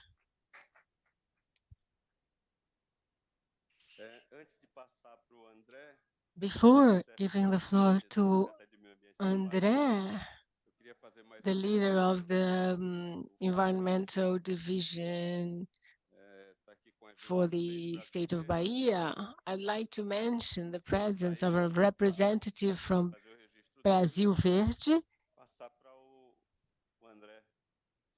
And I'll give the floor to André.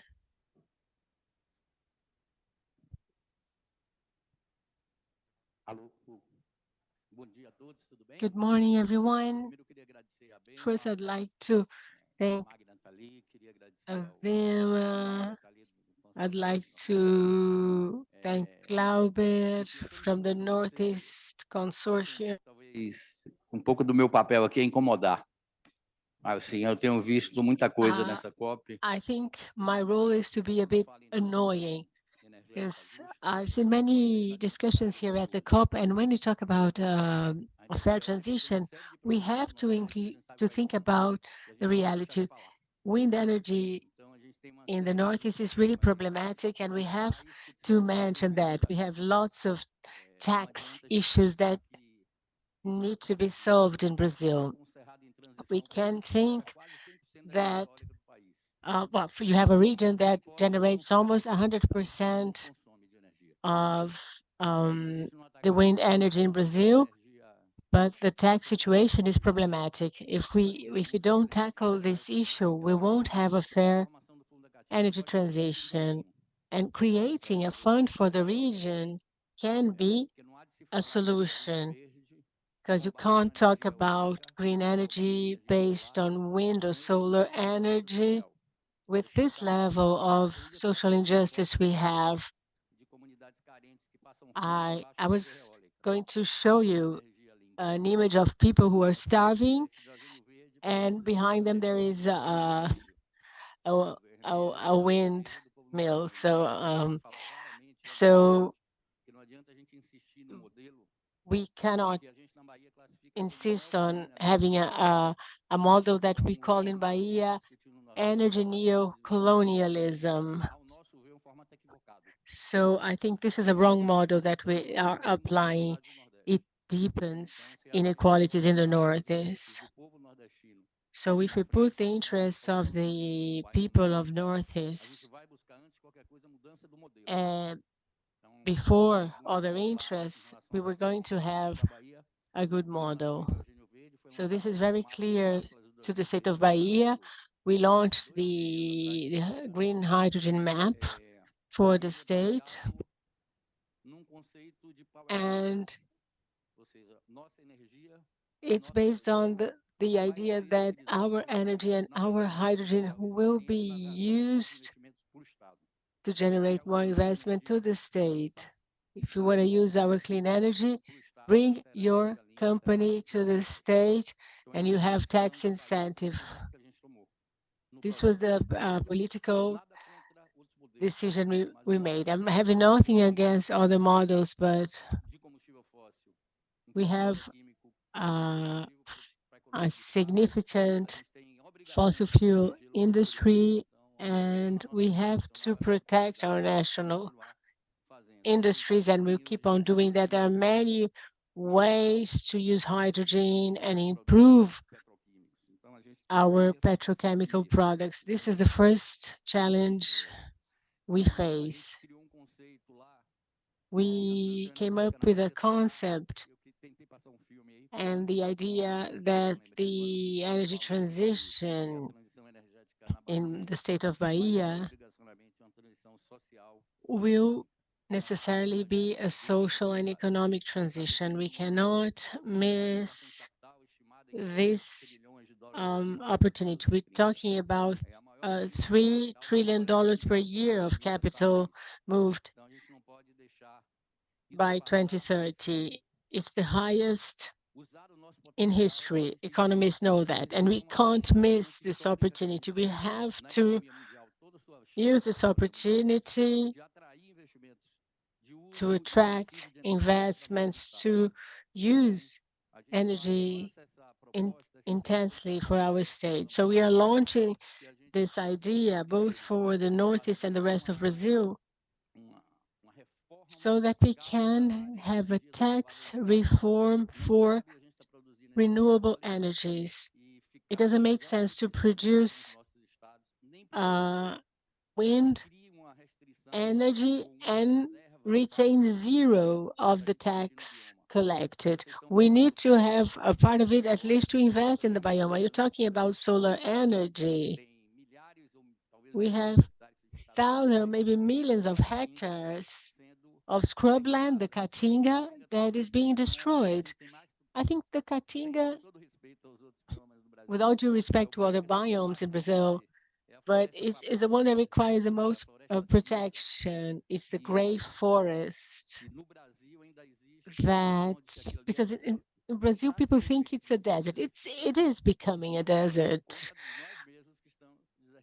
because of our actions. But it's a biome that is incredibly diverse. It has very rich biodiversity, unparalleled in the world. And now the trend there is to deforest, to install solar panels. So I think this environmental issue cannot be used. I mean, it means that companies cannot use the state as platform from greenwashing. We need to protect our population, and this is our greatest commitment in the state of Bahia, and it's above any industry interest or economic interest. And we have been discussing that with members from the agriculture sector, cotton producers, and other producers, and we've been working to diminish these problems, and we see growing problems involving the production of solar energy. It was even proposed to the Minister of the Environment, Marina, to lead that on a regional level. It's no use to create mechanisms in isolation. The state of Bahia creates one, the state of Pernambuco creates another one. I think we have to do this jointly, and the Caatinga Fund is essential to that. Glauber is sitting there. He's a big advocate for the Caatinga Fund as a tool for protecting the biome. And I think we have to make much more progress, and probably also in taxation. We'll have no way out if we want to have just energy transition. We have to preserve that biome. The industry of the state of Santa Catarina, with all due respect to the secretary present here, you can use green energy because you have wind energy. What powers your companies are those wind turbines with people starving by its base. Quindi, you can't have the situation. So in Bahia, we first want to defend society when we talk about energy and energy transition. And we have an opportunity in our hands. We can't just give that to colonizers. We can't repeat what we had 500 years ago. Now we are in a position where we can have a joint environmental policy for the Northeast. I think we all have opportunities with green hydrogen, for example. Next year, the greatest green hydrogen, the second biggest in the world, will be open. So we're really ahead. So we feel we can say that we have been working with the concept of power shoring along with the Ministry of Finance. And I think Brazilian industry is recovering, and this involves the energy, the topic of energy. We must use clean energy to our people and industries. It's no use generating 10,000 civil construction jobs, but it's the opposite when you talk about wind energy. And you have people living in subhuman conditions. And in Bahia, we're going to work to make the best use of this opportunity and make sure that energy transition is also a deep social transition. Thank you very much.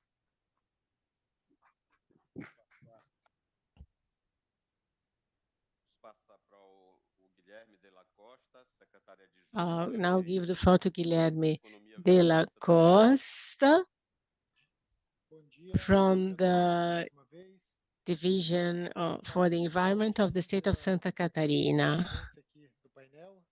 Thank you, Secretary Gino, and it's a pleasure to be here in this panel with secretaries from the Northeast.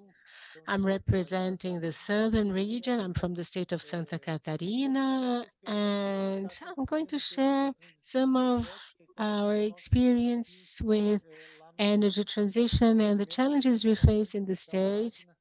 I'd like to greet Magma, who's present here. Her agency gives states a great contribution. And we, Santa Catarina, cover 1% of the national territory. We're a small state.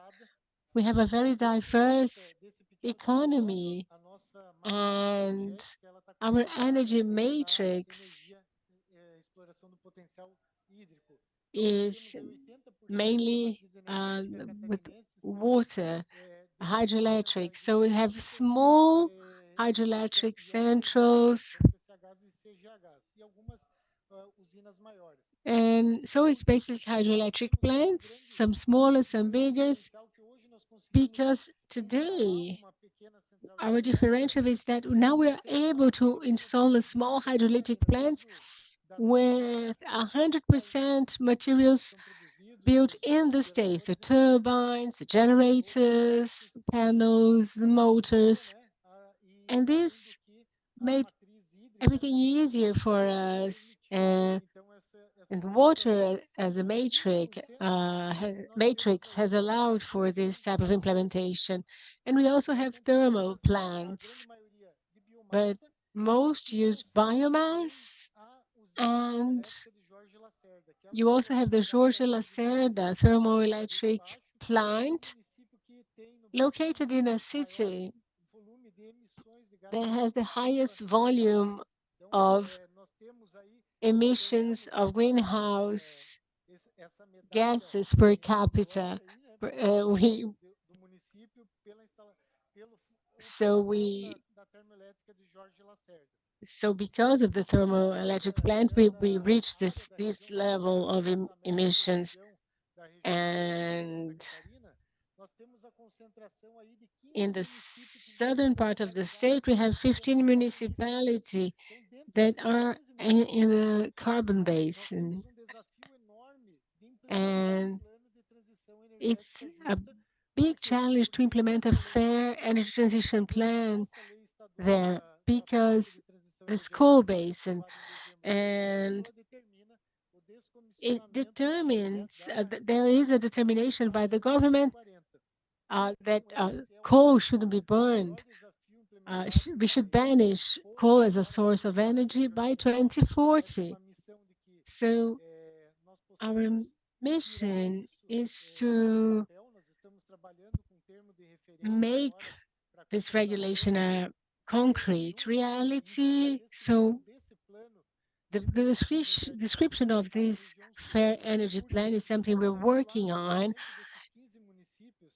And we're doing that because in these 15 cities, you have 20,000 jobs that depend on the coal chain that moves 5 million reals every year. So what's the challenge to Santa Catarina? In 17 years, we have to transform this 15 billion reals a year in new businesses, in green, sustainable business, and finding new jobs for these 20,000 people. And we still don't know what these jobs will be. So this model of fair energy transition is something we know we won't be able to do on our own, because we have both we need tax and economic incentives by means of funds, international funds, and even a national fund. Maybe a proposal to change the climate fund to include funds for states like ours that needs to act quickly. Because if you think of 17 years to change a whole chain that's been there for decades with coal mining, this is a huge challenge that we face in the state. So this is the biggest problem we have there, which is including the economic and the social aspects and sustainability.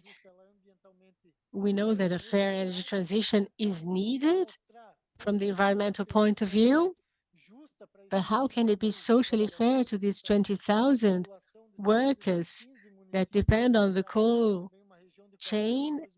And we're talking about 15 municipalities, but it affects a region of 42 cities. And we have to think of a viable alternative. And this is the most important project for energy transition at the moment. We have to implement this plan as soon as possible so that we can meet the 2040 deadline. Para continuidade, ele dá o prazo And até if there are feasible alternatives, the deadline can be extended to 2050 if we can keep on mining coal with reduced emissions, if we can be carbon neutral in those operations. And in September, we had visitors from China, from the Shanxi province, we had an exchange with them to see how they can transform this chain using fertilizers, and as well as the economic and social issues, we have the greatest issue, which is the environmental liability left by coal mining, which should be included in the fair energy transition program, which is something we have for this coal basin. So we have this huge work ahead of us. We have contaminated soil, contaminated rivers and water basins. It's a real problem in our state, in the southern part of the state. And of course, the mitigation of that requires a great amount of funds. So you see that we have a lot of work to do. So we're sharing our challenges and opportunities with other states.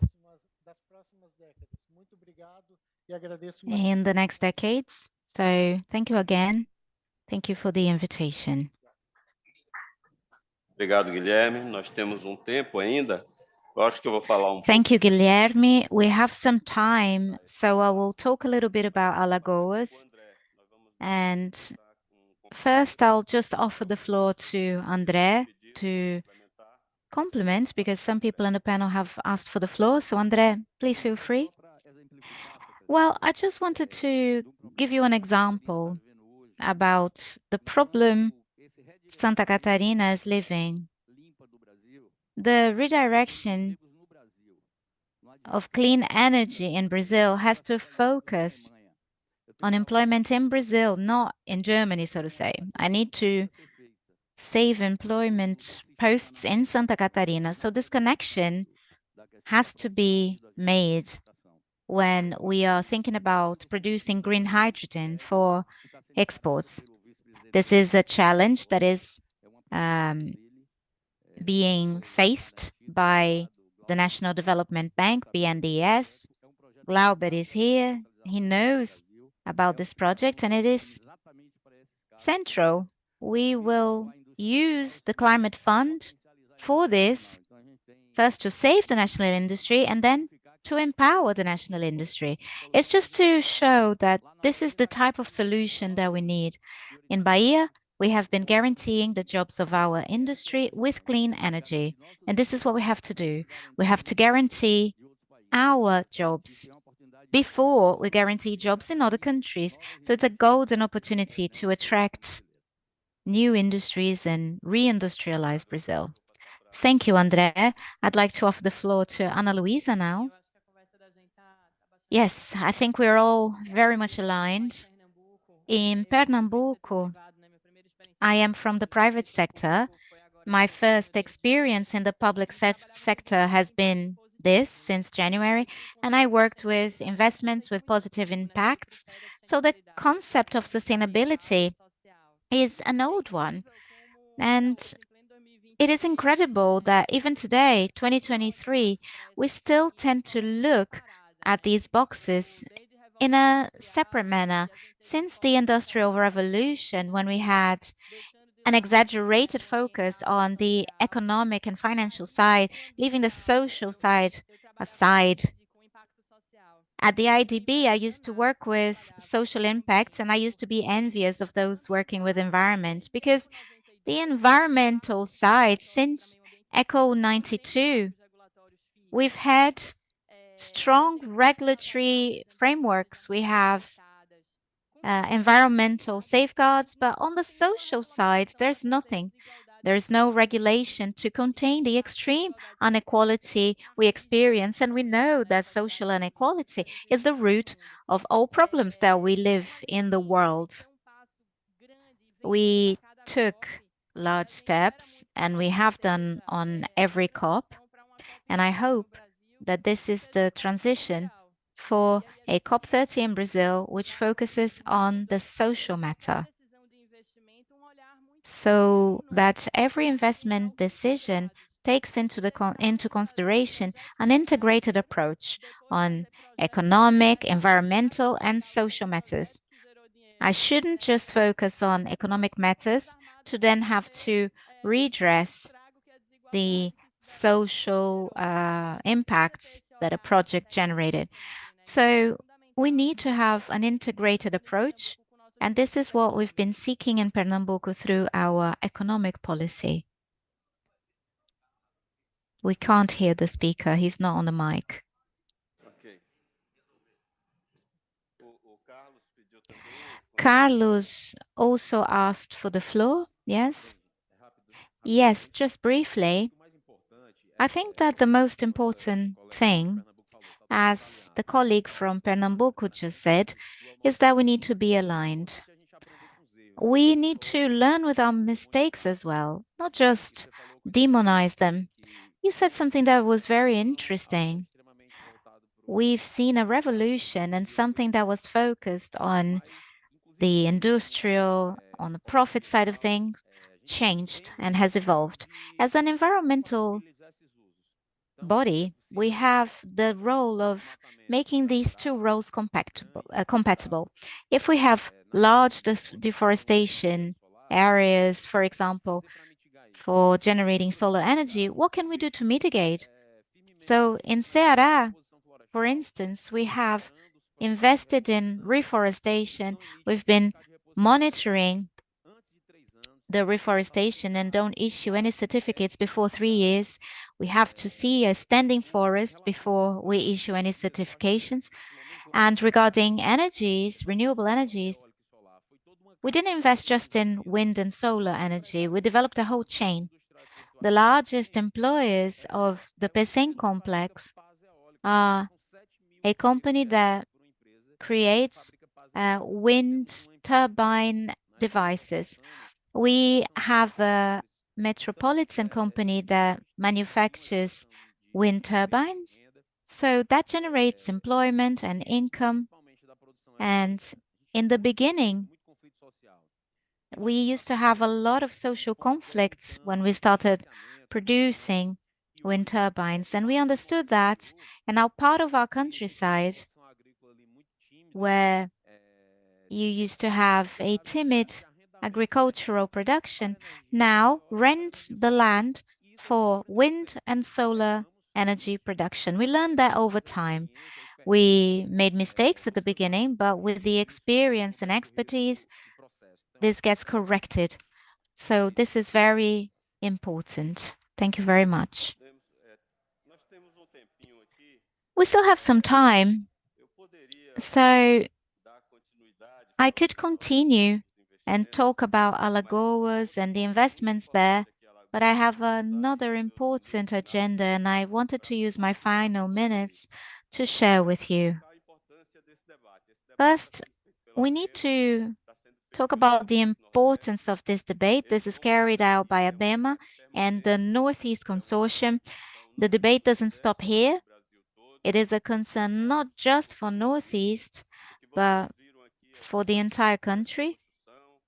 What you're watching here is the construction of this relationship. We are worried about development and its relation to people. In another group, we were talking about desertification, and Glauber was the moderator, and he was asking, what is the COP? COP is the meeting of those who want to delay the end of the world. So the possibility of building and analyzing the experience of each state.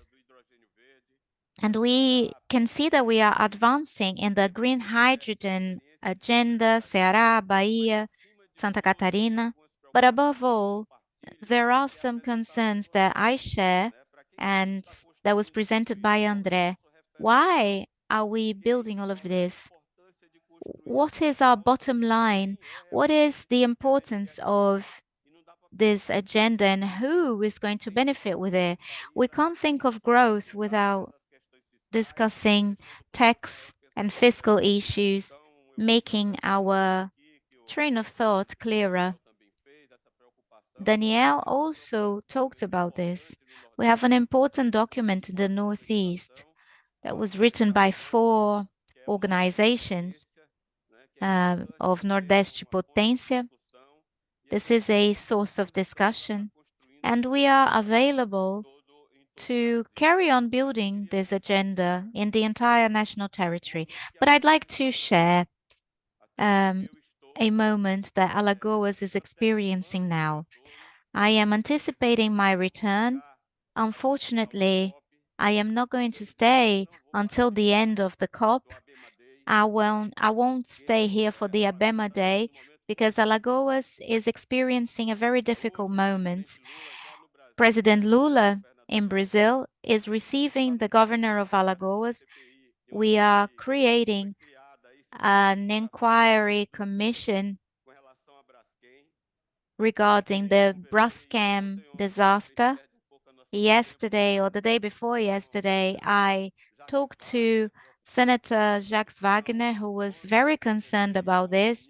Yesterday, I talked to Minister Jader, who is the Minister for Cities. And this week before the COP, I've received Eliton Dias from Piauí and Valdez, and we are all concerned about what's going on in Alagoas. Alagoas is experiencing the largest disaster in a long time. Since 2018, we started evicting 5 neighborhoods in Alagoas. That comprises 60,000 people leaving these neighborhoods due to the destruction of nearly 14,000 homes. And this is the result of the extraction of salt, a type of salt from Alagoas, which is a kilometer deep under the earth. And Braskem, which is one of the largest mining companies in the world, has created 35 mines for the extraction of rock salt. And after you remove the rock salt, you have to fill the mines. And this rock salt is responsible for the production of a number of other compounds. So the mines have to be filled. If you're following these news, all of the media is covering this. We have 35 mines, and one of them is collapsing. So the ceiling of the mine starts collapsing, and this represents a depth of a kilometer, and it has reached 200 meters, and there is a crater of about 100 meters diameter. And this is happening now. So several protests are taking place in the state. The government is open to dialogue, and I couldn't not mention this today. I followed several discussions regarding losses and damages and natural disasters, but we're not talking about a natural disaster in Alagoas. We're talking about an environmental crime. So I'm going back to Alagoas, and I'm very sad to share these news and to not be able to be here up until the end and take part in the Abema Day, but Alagoas and Brazil need me, and I will need to go back. Thank you, and we will close this panel now. Thank you very much.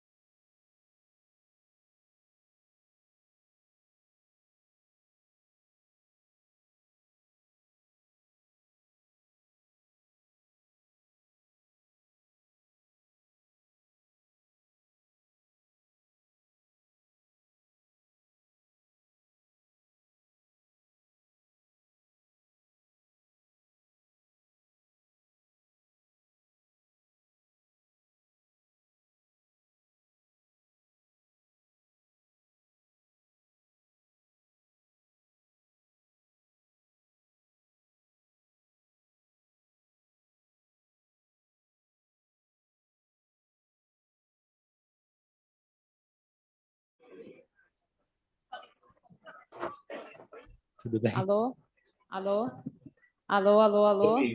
Tô ouvindo. Alô? Alô? Alô? Alô, som? Vocês estão nos ouvindo? Alô?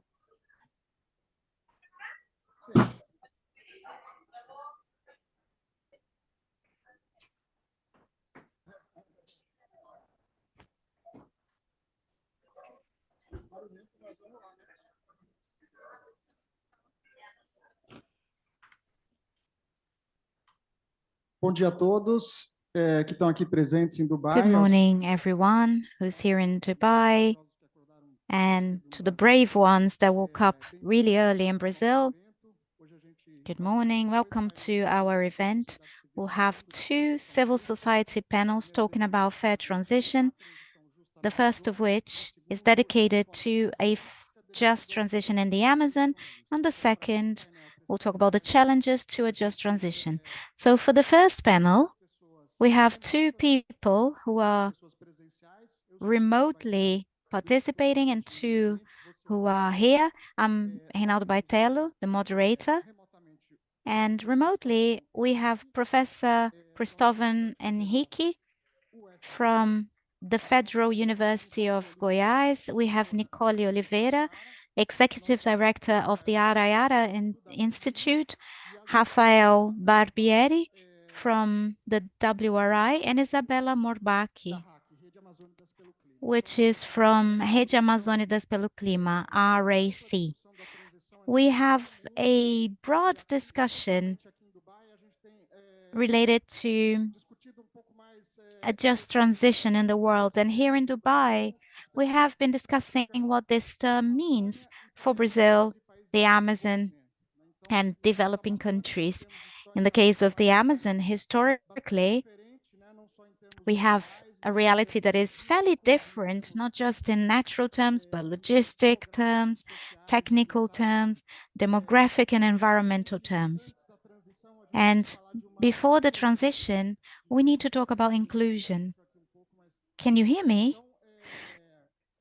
So I hope that we're able to talk about this topic. We'll start with Professor Cristóvão, who will start with his presentation. Cristóvão, you have 10 minutes, please. We cannot hear the professor. Hi, good morning. Can you all hear me? I'm going to share my screen. Can you hear me? Cristóvão, can you hear us? Yes, I can hear you.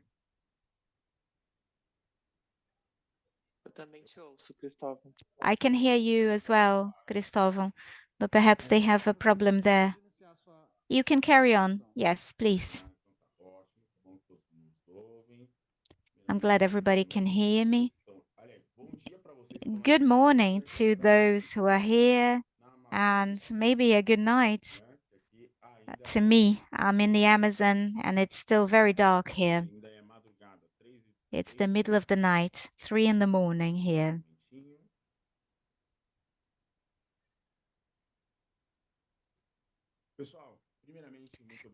First of all, I'd like to thank you for the opportunity for being here, talk about infrastructure in the Amazon. This is a very important issue in our agenda, considering that we are in this transition towards a low-carbon economy, but an economy that is more resilient. Cristóvão, can you hear us? Yes, I can. Could you speak a bit louder? We are having a volume problem. Can you hear me? As loud as you can, please.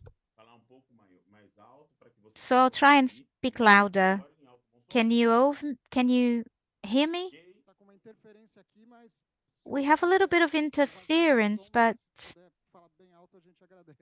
if you can speak quite loudly, we would thank you. So going back to the issue, we have a signal problem here in the Amazon, and this will be explained in the infrastructure discussion. So in these 10 minutes, I'm going to talk about the atlas of the southwestern Amazon. I am a professor in the Federal University of Acre, and I lead the GeoLab Institute, where we deal with low carbon economic transition and analyze all the challenges on the way to that. So thank you very much again for the time that was given to me. I am near the Andes in the state of Acre, and I'd like to talk about our global chains and commodities that have changed the dynamics in Brazil and lead to a lot of inequality. And this is very important because I'm talking about one of the poorest states in Brazil, and that is now facing a new reality, a reality of an agricultural frontier that has been putting pressure on the Amazon biome with infrastructure. Infrastructure that fits into climate crisis, and climate adaptation is required so that these structures are more resilient within a context of a fragile biome. And just so you know, I am a geographer, and that's why I'm talking about geoeconomy, because I'm in the frontier between geography and economy. We will have to leave a certain divergence that has come up in other panels, and we won't talk about saving the planet. We need to put people in the center of this discussion in the climate adaptation agenda. And we also need to think about climate education. Of course, the production structures are essential when we look at energy transition and transition towards an economy of low carbon. From the beginning of the century, we went through a number of crises, whether that's the bankruptcy of the Lehman Brothers Bank, and then we had the coronavirus crisis, Ukraine crisis, the Hamas crisis, and we are now thinking about saving the planet. And us from the GeoLab have thought about this from a very precise perspective. We identify the cultures that live in the biome of the Amazon, and we try and create strategies that are genuinely from here. We need to stop talking about saving the planet. We need to save the people, because as Captain Earth, the old cartoon, he's going to save the planet. We need to save ourselves, because nature in conflict with infrastructure, nature will find a way of readapting. But we, in this process of readaptation of the entire planet, we will face a problem, because the planet will have an agenda to wipe us out. So we need to understand the infrastructure for the Amazon. So this is the map of this atlas. The map's very important because wherever it's darker, less mobility do you have. And the more difficult it is to move around the Amazon.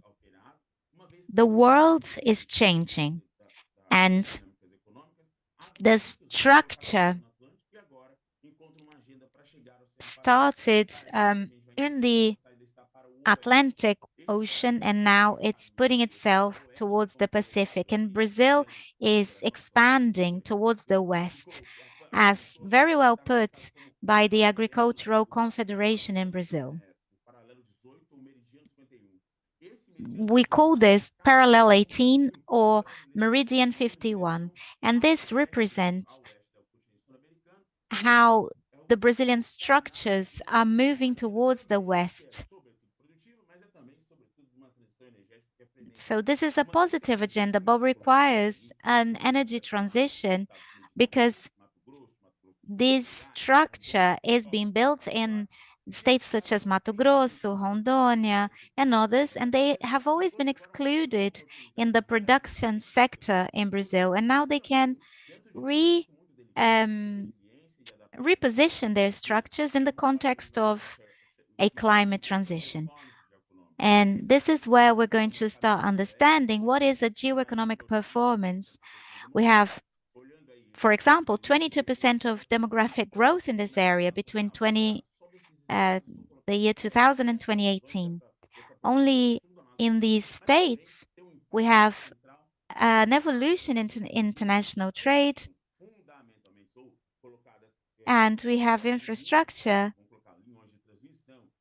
in the shape of, for example, transmission line, internet structure, or structures that are focused on the logistics of exports.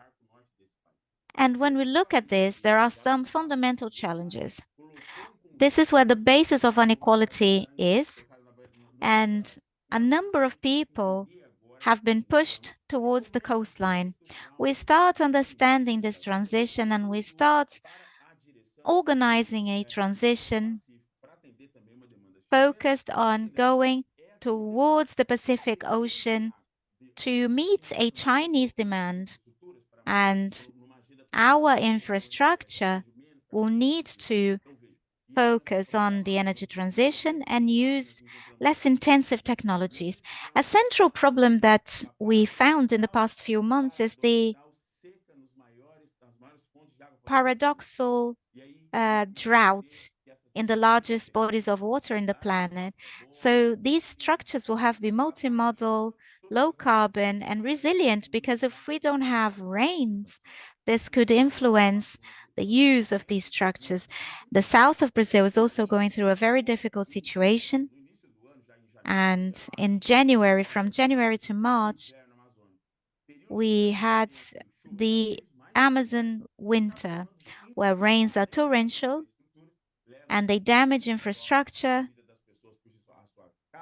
and take people's lives, take people's homes away, their constructions. And so we need to have resilience there. On one hand, we have a modal problem, and on the other hand, we have issues related to the production of electric energy, for example. My city has 475,000 people, and had I not been speaking in the middle of the night, we would have internet connection problems. And this is what happens every year. When we started trying to understand the state, it was in 1903. This is where we connected the state only in 2019. So 117 years after the attachment of the state of Acre from Bolivia, and this was attached to Brazilian territory, only after several climate events was it connected to Brazil via this bridge, which is in the state of Rondônia, the neighboring state. So people say that the state of Acre doesn't exist, but that's a joke. But yes, people are forgotten here, and we need to think about that when we think about an energy transition. We need to understand that the infrastructure has to take this into consideration, and we need to understand the impacts of these works, these infrastructure works, for example, of the roads to the Pacific Ocean. This has to be considered within the structure. And the problems put here are very present, but there is a Brazil that is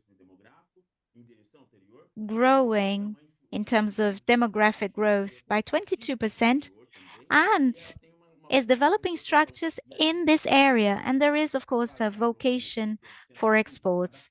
And then you can't use the same model that is used in the south of Brazil in the Amazon or the south of Amazon. So then we need to start discussions of standing forest, decarbonization agenda. The forest will only have value while standing if it is valorized. If it's more valuable on the ground, it will go to the ground. So based on this concern, we look at the reality of the Brazilian countryside and try and find solutions.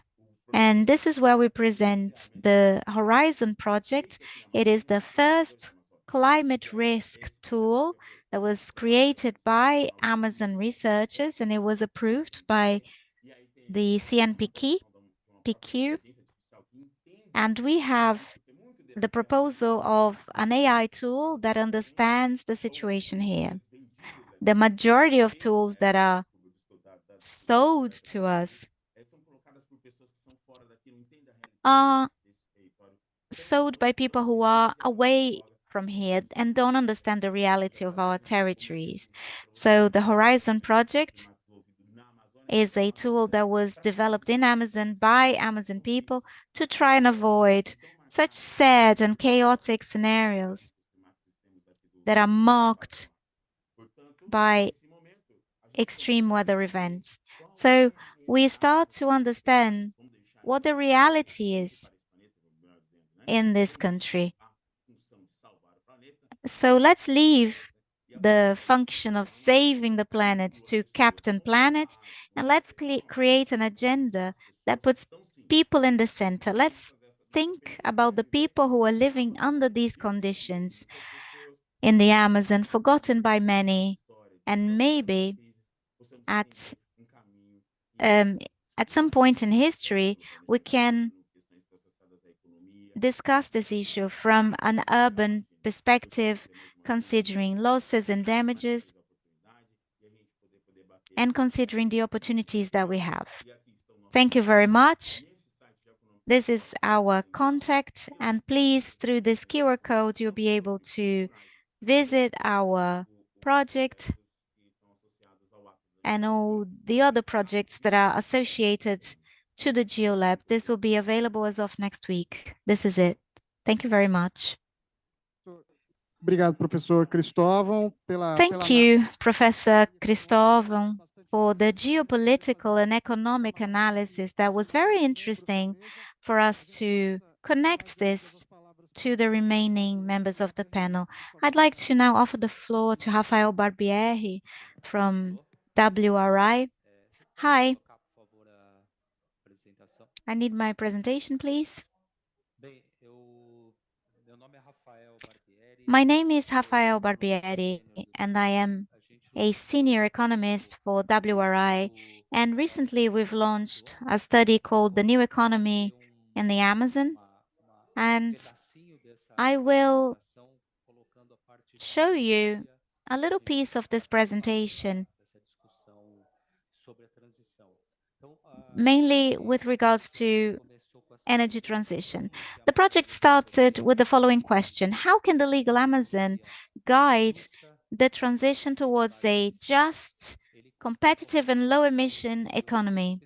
And it relied on the participation of more than 80 researchers from Brazilian institutions, but mainly it was guided by the Amazon Studies Hub of UFDA.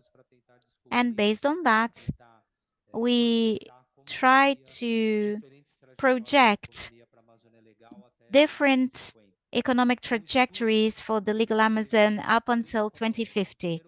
The study was based on 3 pillars. First, it analyzed the current economic structure of the legal Amazon using an economic model called Matrix Input and Products that analyzes the transactional relationship between different regions and sectors in the Amazon.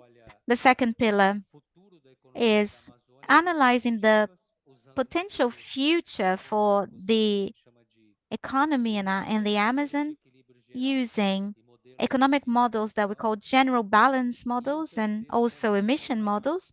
And the third pillar is a deepening in some key sectors for the Amazon economy, focused on bioeconomy, agriculture and livestock farming, mining, and financing of infrastructure. And here I talk mainly about energy infrastructure.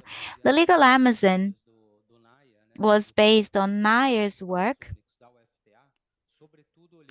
in the Amazon Studies Hub of UFTA, mainly analyzing the different technological routes within the Legal Amazon.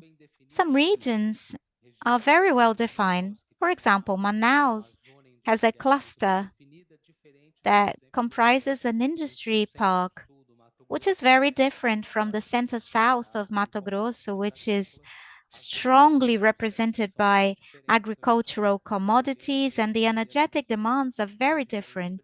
So you can have very different economic perspectives in the whole region of the Amazon. The projection models were developed by the Federal University of Rio, and they were used in chapters 3 and 4 of the last IPCC report. So the same models used in that report were used here. And we try to understand two things. First, how the economy of the Amazon will get to 2050 going along different trajectories, A, with deforestation and low added value commodities, or a different trajectory with an energy transition, and what would be the outlook for 2050. So we have different scenarios. One is a baseline scenario, which is one that comprises deforestation and doesn't comply with the Paris Agreement and the 2030 goal. Another scenario is what we call technological sustainability, which keeps to the Paris goals but doesn't control deforestation. Another one is keeping deforestation but not pursuing the Paris Agreement. And the fourth scenario is the one that respects both. When I talk about deforestation, I'm looking at emissions for sectors that use the land for production. And when I talk about non-deforestation, there are other emissions, especially regarding the transport sector and the industry. So we can decouple the need of land use and the need to change the energy mix. Results show the following. If we keep the current pace, which is what we call the baseline, we will reach 2050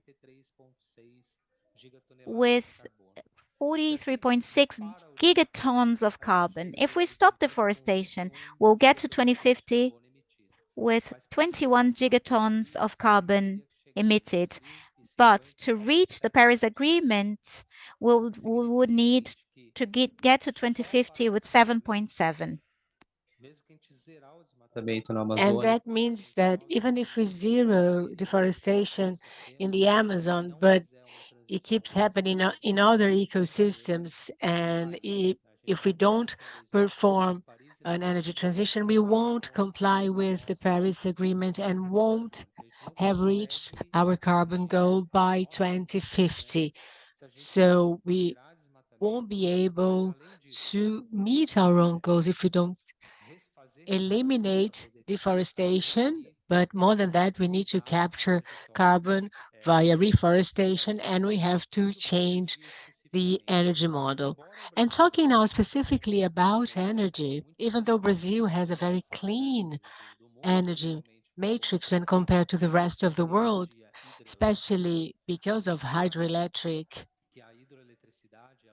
energy, we know that the environmental and social impacts of this type of energy is huge. So especially in the Amazon. So if you look at great dams, the great projects for energy production in the Amazon. We know how strong the social impacts are. You see Altamira and what it has become, what it became after the installation of the hydroelectric plant.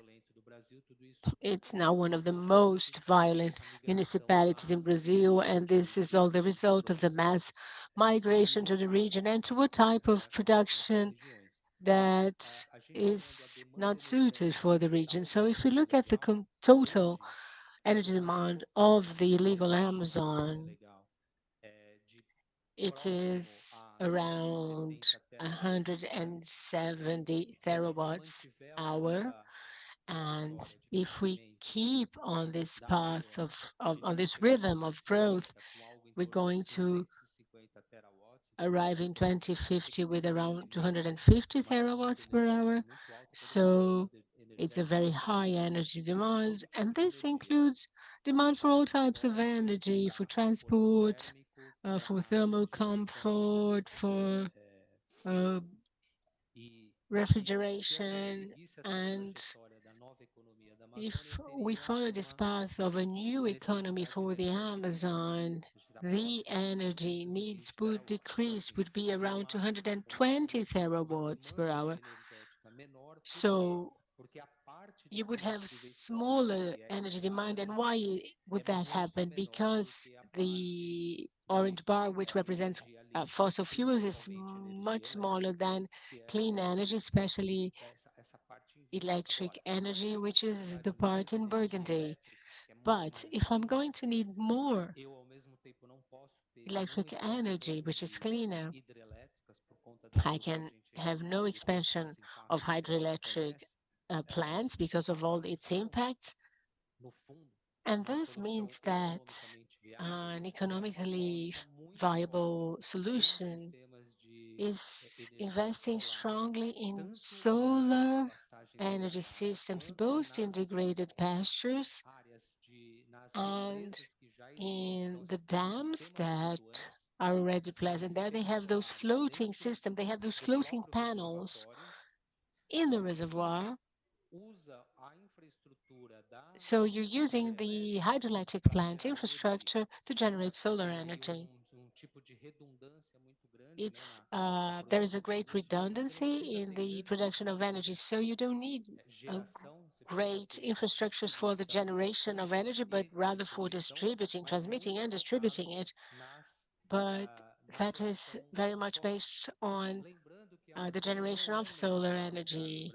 And let's remind ourselves that the Amazon is not the best place in the world for the production of solar energy, but because they have very little demand when compared to the rest of the country.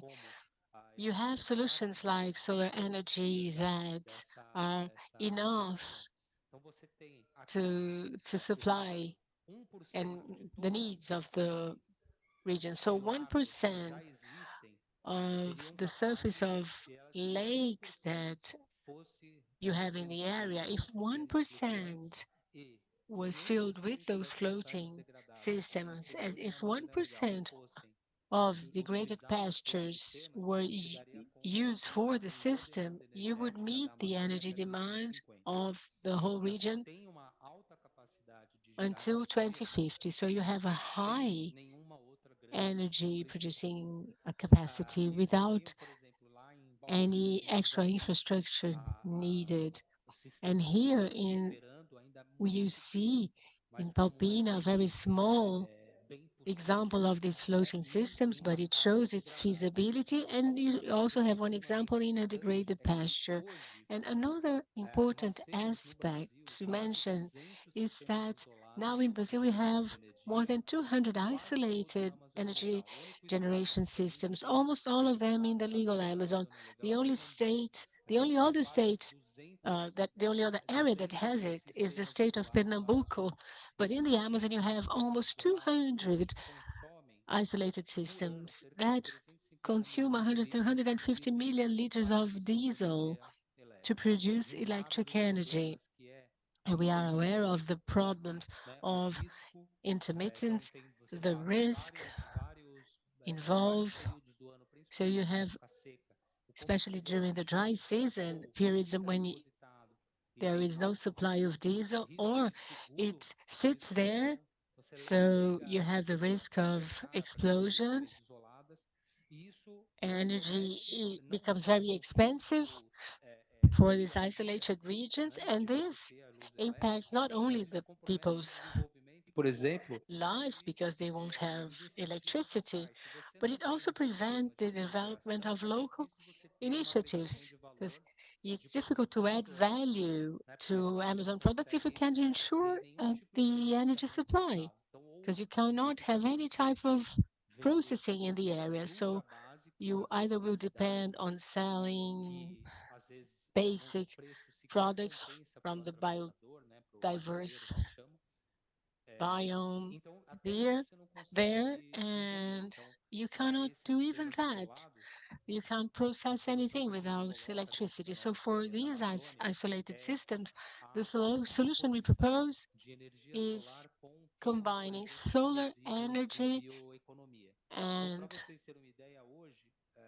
burning waste from the bioeconomy. So just to give you an idea, the region produces 1 million of tons of the açaí nut.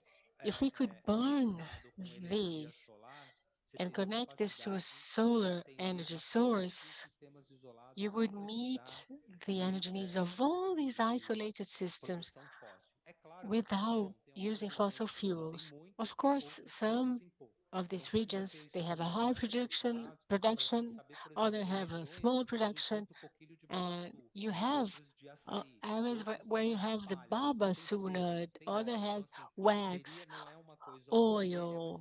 So it's not homogeneous, but still it's possible to develop local systems to use the waste from the bioeconomy to generate energy, and if necessary, in the worst case, use the fossil fuel, use oil just to distribute the product, but not to feed the area. And these systems of this new economy, if we do the energy transition and if we use the soil better, this would allow us to have almost 212,000 extra jobs in the region, 833,000 more in restoration and bioeconomy because they are labor-intensive sectors. And this could mean that the legal Amazon could really be the catalyst of the economy transition.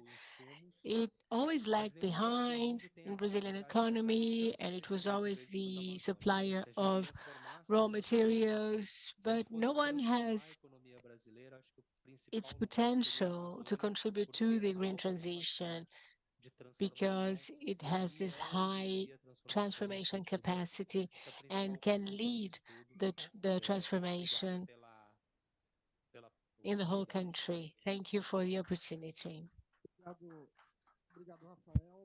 Thank you, Rafael. It's a very interesting study that you showed us. We've been working with the Federal University of Rio de Janeiro. Palavra para a terceira Now palestrante, we'll give the floor to the third speaker, Nicole Oliveira from the Arayara Institute. Can you hear us, Nicole? Yes, I can hear you. Can you hear me? Yes, Nicole, the floor is yours. Thank you, Baitello. Good morning and good afternoon. My name is Nicole Oliveira. I'm the executive director of the International Arayara Institute, which for more than 30 years fighting for a fair energy transition in Brazil. And we are a member of the Clean Energy Coalition, which is a coalition of organizations who aim at removing gas from the Brazilian energy matrix and prevent the expansion of oil and gas, particularly gas, in Brazil. And talking about expansion of oil, I think this scope is very meaningful when we're discussing a real fair energy transition.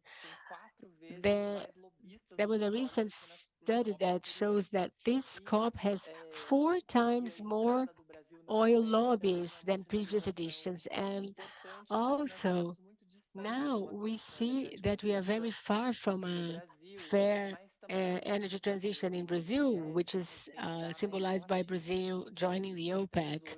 But I'd like to talk from the perspective of Latin America, because Latin America has been an area where oil is expanding, and I would like to show a monitor called the Free Amazon, Amazon Free from Oil and Gas Monitor, which was launched by a joint effort of several institutes, where you can see very clearly this expansion of oil in the Amazon, in what we call the Pan-Amazon, so that includes all the Amazon countries.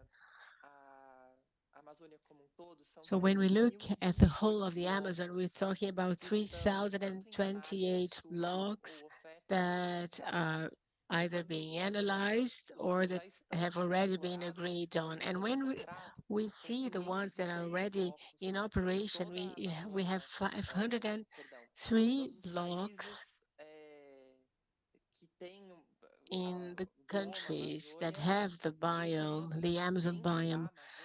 And when we look inside the Amazon, we have 185 areas being explored already, but you have other 143 that are in the offering phase and 541 in the analysis phase. So you see that you can have 684 new areas of oil and gas in this area. And I'm only talking about the official Amazon territory. I'm not talking about the rest of the area of these countries. And in this, Brazil is the leader, followed by Bolivia and Colombia.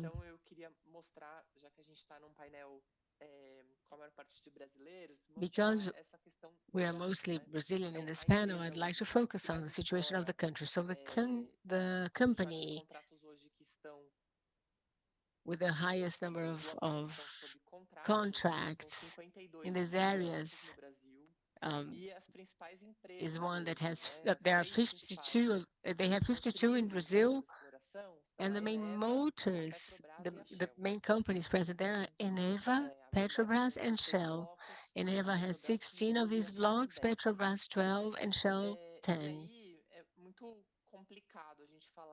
And it's very difficult to talk about protecting the Amazon and zeroing deforestation when we see a clear expansion in at least the intention of exploring the Amazon. We're talking about 451 blocks if all of them become final. And only the ones that are in the offer phase and that have an agreement, they also they are 144, and about half of these are in the sea and 45 on the land. And now I'd like to talk about the permanent offer cycle that is going to happen on the 13th of December, where the National Agency for Oil is offering hundreds of new 603 new exploration blocks. They are not mostly located in the Amazon, but we have to mention them. In the Amazon, they have 21 of these blocks, especially in the basin of the river, the Amazon River. And I'm going to zoom in a bit so you can see they're located near the city of Manaus, which is an area where you can use non-conventional resources, you can use fracking, which is very harmful to the environment. It contaminates water body, it contaminates underwater, it contaminates the earth and the atmosphere.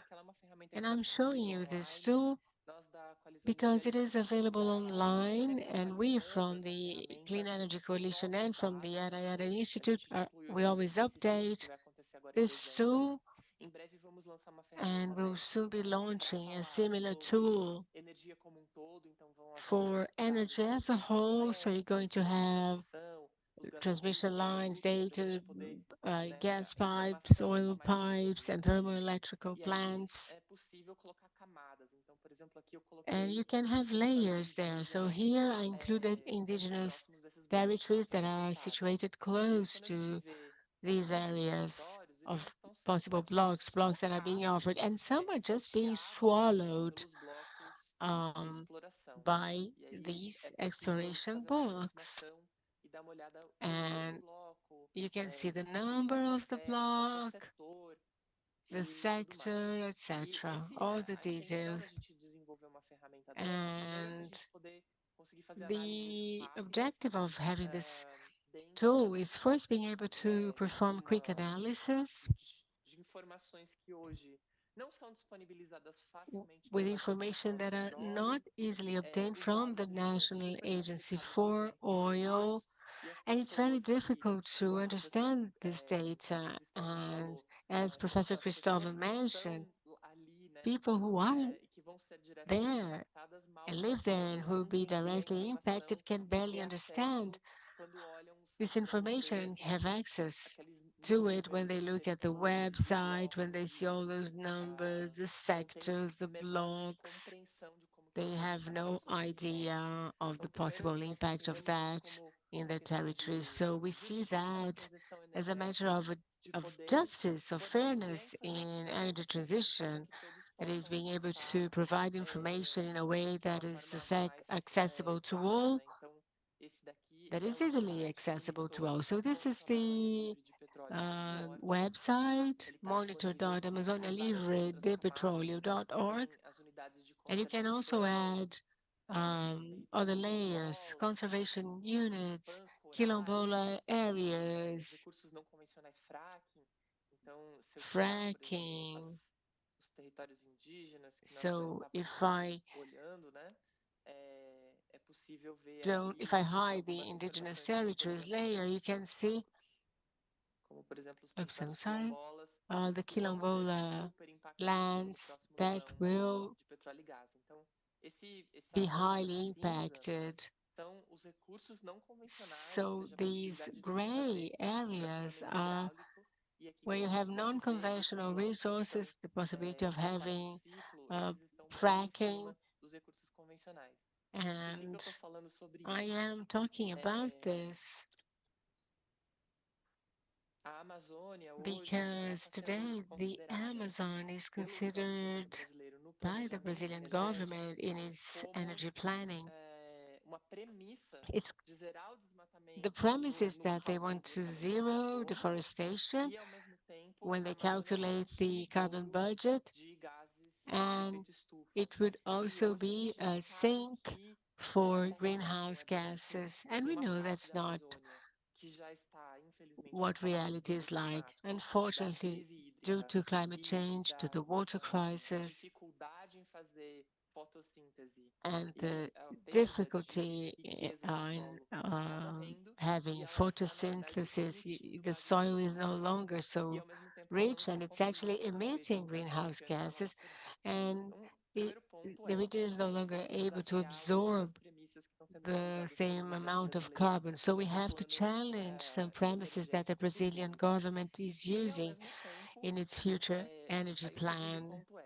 And the second point is that when you talk about zeroing deforestation in the Amazon with an expansion plan, with a plan to explore oil and gas, especially with fracking, where you have to drill not only a well, but hundreds and thousands of wells to make it economically viable. This means that this initiative will increase deforestation and increase forest on the biome. And the third point is that this next tender for oil and gas, if all these reserves are burned, there will be a significant increase, and we will be launching data of a very thorough analysis that we made tomorrow, and it's going to show the amount of greenhouse gases that will be launched in the atmosphere as a result of this initiative. It would be almost equivalent to the carbon budget of Brazil, according to the new NDC presented in October by the country. So talking about fair energy transition means always looking at the Amazon closely, and we need to demand more coherence from the government, coherence between what they say and what they actually do. So joining the OPEC means marrying or joining an oil cartel, and with a clear intention of becoming the fourth greatest exporter of oil, which means that while the planet is reducing oil production and changing the type of transport, vehicles, decarbonizing the energy matrix, Brazil will keep on offering oil, which could even affect global transition in the world, which could contribute even further to accelerate climate change and contribute to the death of the Amazon. So it's a vicious cycle that must be stopped immediately. The National Agency for Energy has published a number of states. Oh, could you please wrap up so we can also hear Isabella? Yes, yes, of course. So the International Agency for Energy has already said that we need to decrease the burning of fossil fuels and zero it by 2050. But with this current plans, well, we're doing exactly the opposite of that. So going against this need. Thank you. Thank you, Nicole, for showing the tool. It's important to have this spatial analysis and learn about the current impact of the oil and gas infrastructure. And now we'll give the floor to Isabella Morbach from the RIC network. So I'm representing the network Amazon People for Climate. And just to put what I'm going to say about energy transition into context, the network I belong to is an organization made up of researchers and professionals in the Amazon that have been working in the area for a long time now. So they are researchers and professionals that are from the Amazon and live there, and they are facing a contradiction because the fact is that everyone's talking about us, but we have very little voice. So what I'm going to say about energy transition is about the effort of this network of putting locals at the center of the creation of public policies for the Amazon. So this is the basis of what I'm going to say from now on. And before I start talking about the energy transition itself, I'd like to say that today, at least the last time I looked at the schedule, of the around 120 panels we have in the Apex, in the Brazilian pavilion, 39 talk about the Amazon somehow. And if we look at the panelists, only 50% are either from the Amazon or belong to organizations that are headquartered in the Amazon. And I'm not discussing anyone's belonging, but there's something very wrong when you don't offer a space or give a voice to people who live in the area. They should be the central voices. And actually, this is reflected in our public policies, and that includes the policies for energy transition. So I'm very happy to see that your institution is participating in this study, because you are a reference in the state of Pará. And we are not involved in many studies we could participate in, or actually we could lead. We are left out. We cannot participate in the process of creating this study. We would probably make them much more robust and better contextualized, because you have southeastern Brazilian states doing that. And I'm not saying they shouldn't participate, but we need to start training and forming a critical human capital to think about public policies for the Amazon. Something Rafael said that I was going to bring up anyway is the fact that today in the Amazon we have more than 200 isolated systems, 212 energy producing systems that are isolated. So it means we have 212 smaller or big communities, and the state of Amapá is one example of a big community that do not have access to the interconnected energy transmission system. So that in practice means we have 3 million people who are not connected to the grid, the national grid at least. They do not have access to electric energy with stability and security, and they are subjected to the social and economic effects of power outages. So before talking about energy generation and how much,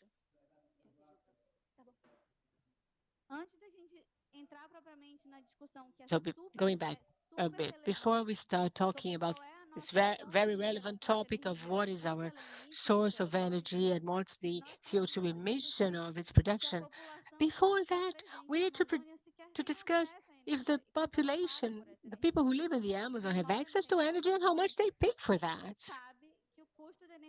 People who live in the Amazon know that energy costs a lot more for us than what it costs in the southeast of the country, for example. This affects our economic activities, the quality of life of people. So when we discuss a fair energy transition, we need to think about infrastructure and how we're going to build an infrastructure in the Amazon so that people can first have access to energy. And I know we are reducing emissions, but actually it doesn't matter where this energy comes from, because people will be using log anyway. They will be burning timber. They will get hurt in the process. They won't be able to use a fridge. So I think this discussion needs to be much deeper, even though of course we need to consider emissions, but we need to ask a much deeper question: is what's the level of human development, and do people there have access to develop, to progress? If they don't have access to energy, how can they?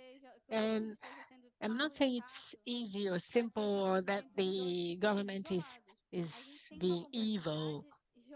Actually, we have a geographical complexity in the area, and trying to protect the forest makes the construction of this infrastructure of transmission and distribution of energy very difficult. Who is going to fund this infrastructure to bring energy to the states of the Amazon? It is sad to say that the discussion is 2 steps behind. It is not about generation, but access to energy. So if we go from an infrastructure discussion and access to energy to generation of energy, I have another point. there is a very important consequence brought about by the use of diesel, which has yet another consequence for the state of the Amazon. We are in a fossil classification in terms of our energy mix, and that is not without consequence for our emission rate.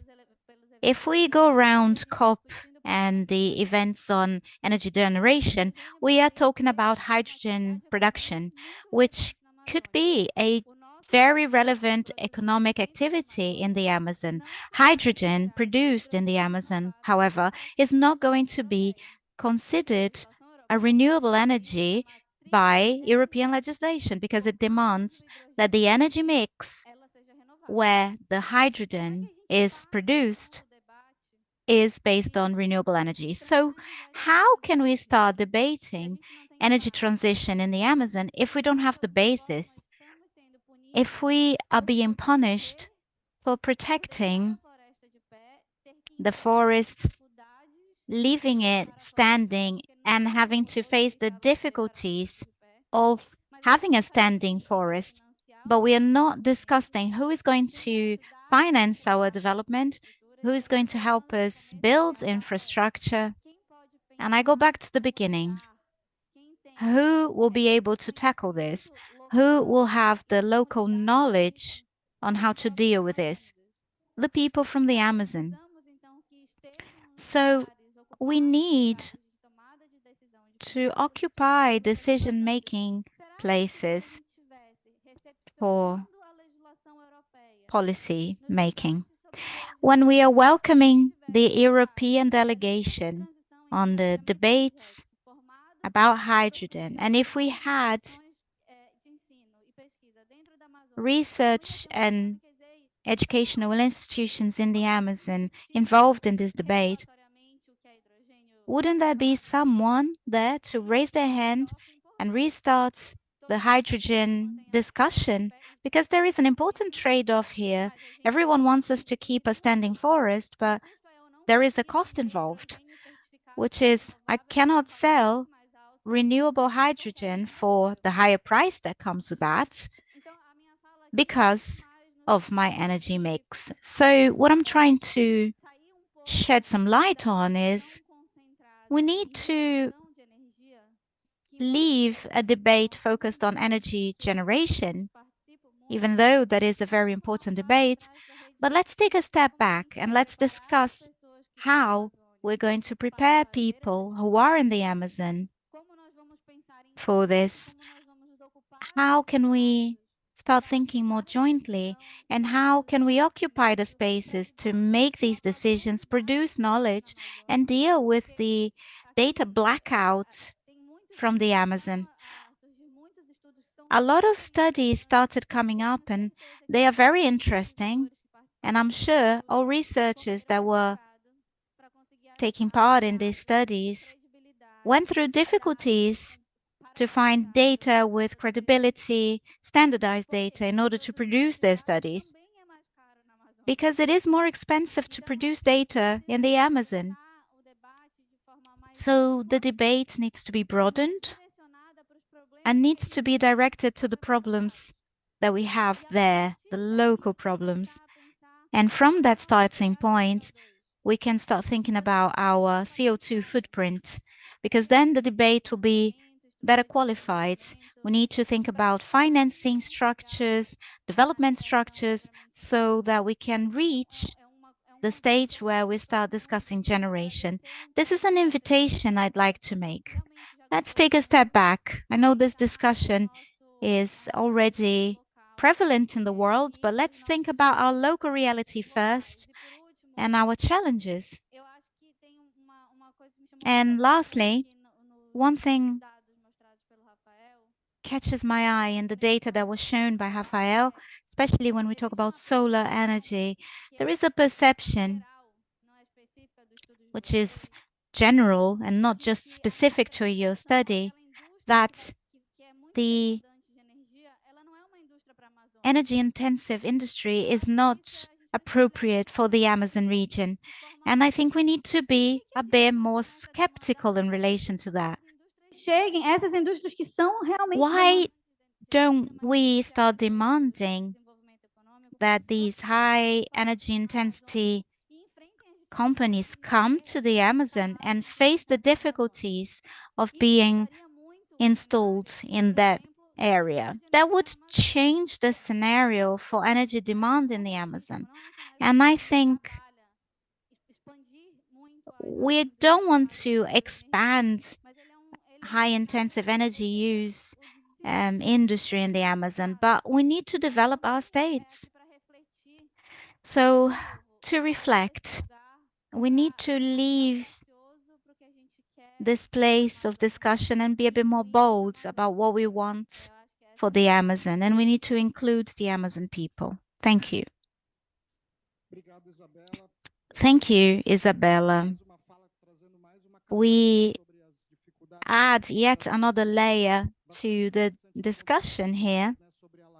Interesting point about the data blackout.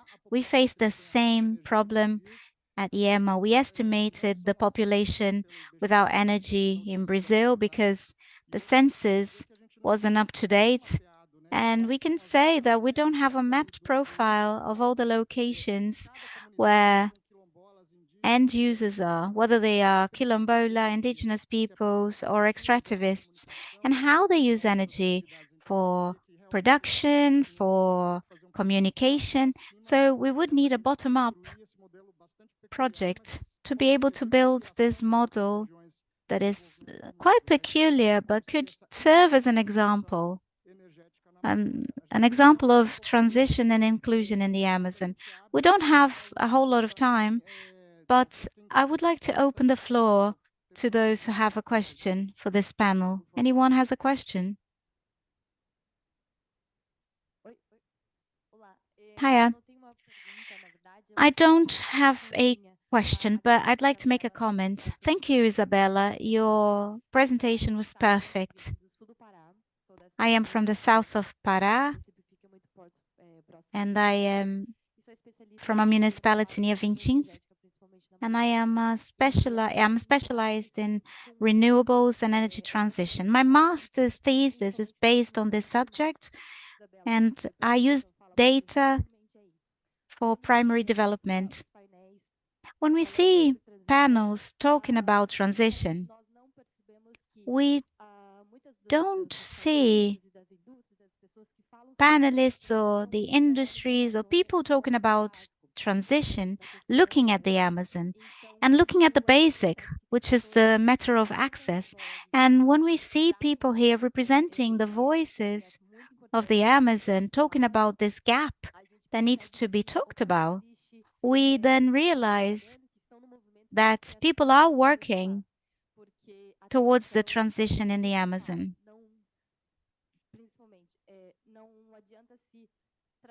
Because there is no point talking about a centralized generation, because that will generate impacts. It won't be democratic, and it will not cover territories that it should due to distribution access issues.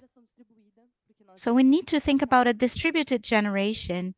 There is a potential there, and I believe that that would be one of the best alternatives to democratize energy access in the region, especially to these people who are in the Amazon. So isolated systems and other alternatives need to be considered in a mode of distributed generation. This is how access will be broadened, not just in the Amazon, but also in the state of Pará and other regions that are not covered by the national grid. Thank you, Isabella. Congratulations on your presentation, Rafael, Isabella, and the others. My name is Rafael. I'm from Pará. I'm a lawyer and I work with energy. And I am a counselor in the Consumers Council of the state of Pará. Just a quick reflection. The Amazon is a rich region, but energetically speaking, it's very poor. We are the largest exporters of energy and the second largest generator. We're only behind São Paulo. We have energy, but we don't have the demands and the grid for the state of Pará.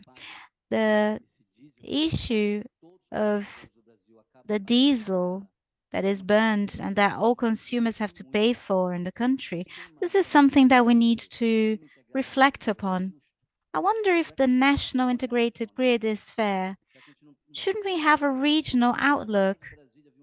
Shouldn't we stop just following a policy from Brasilia that is then applied to the several Amazons that exist in the Amazon region? We need to reflect on that. Our Human Development Index is very low and our electricity is very expensive. So there is something really wrong. Congratulations for the panel. We have 1 minute of reflections and then I'll offer the floor to the panelists. I have a question. My name is Gonçalves. I'm part of a company that deals with energy efficiency. And Rafael, you were talking about data and a way of unifying these data. In your study, did you make contact with any companies that are in the Luz para Todos project, developing off-grid isolated systems using solar energy for Quilombola and indigenous communities, where a part of these data could come from? I don't know if this would contribute to your research, and we would be interested in participating and contributing in this sense. Last year and this year, we are talking about 40,000 clients that were connected via the system. And I think this would be a relevant piece of data to extrapolate your research and understand how isolated communities are distributed in the Amazon. Yes, we were in touch. And in the study, there is an appendix where we carried out a survey that included several communities, I think more than 200 communities. And it breaks down the type of energy and the best vocation for each one of them.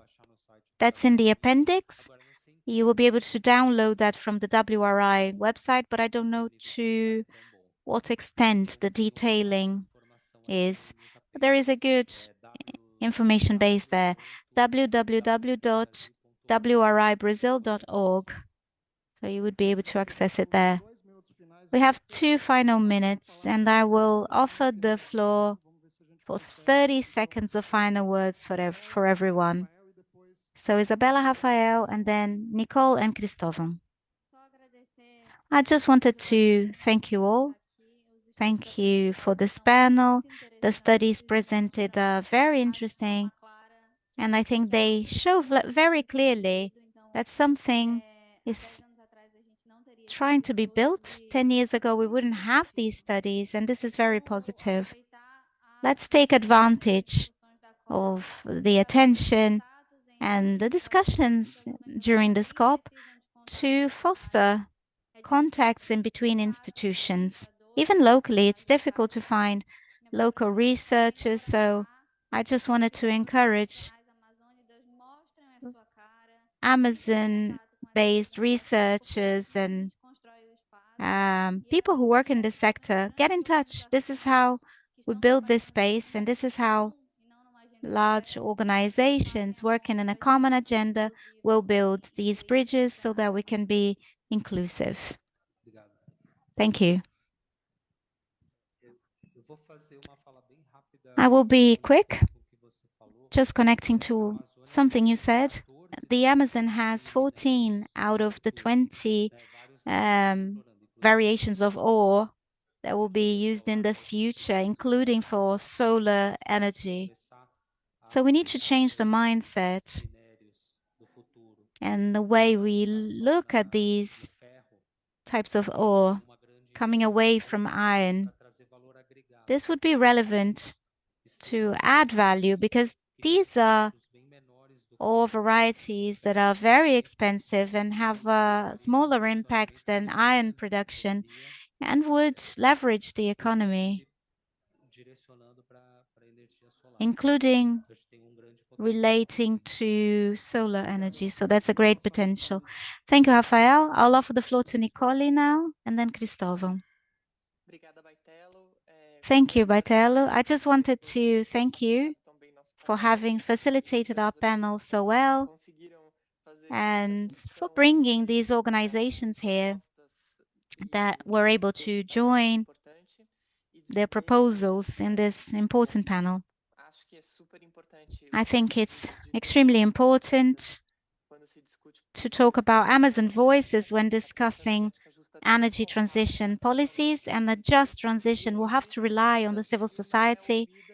And nowadays, the civil society is not considered, is not heard, and in public hearings, everything is filed and not taken into consideration. And both the Ministry for Mines and Energy and the secretariats, they are missing out on that opportunity. Thank you. Can you hear me? Baitello, I'd like to thank you for the opportunity. I think we can create a joint agenda, and I would like to echo the other comments so that we can understand climate transition or energy transition, and to prioritize a standing forest, we need to value the forest, because if there is no value, it will go to the ground. And the key to a solution is with researchers and with the work that is being carried out in the Amazon. In 2 decades, projects didn't find a solution, so we need to consider what's going on in the Amazon. That's it. Thank you very much. Thank you, Cristóvão. We then close this panel, and I'd like to thank all the organizations that proposed this debate, WRI, JLab, and Arayara. And we thank you for the space to be able to be here with the civil society. We hope this space continues here. We know that we have huge challenges for Belém. So thanks once again. Those who are watching us in the middle of the night in Brazil, who woke up at 3 in the morning or even earlier. And thank you to those who are here physically present as well. Thank you very much.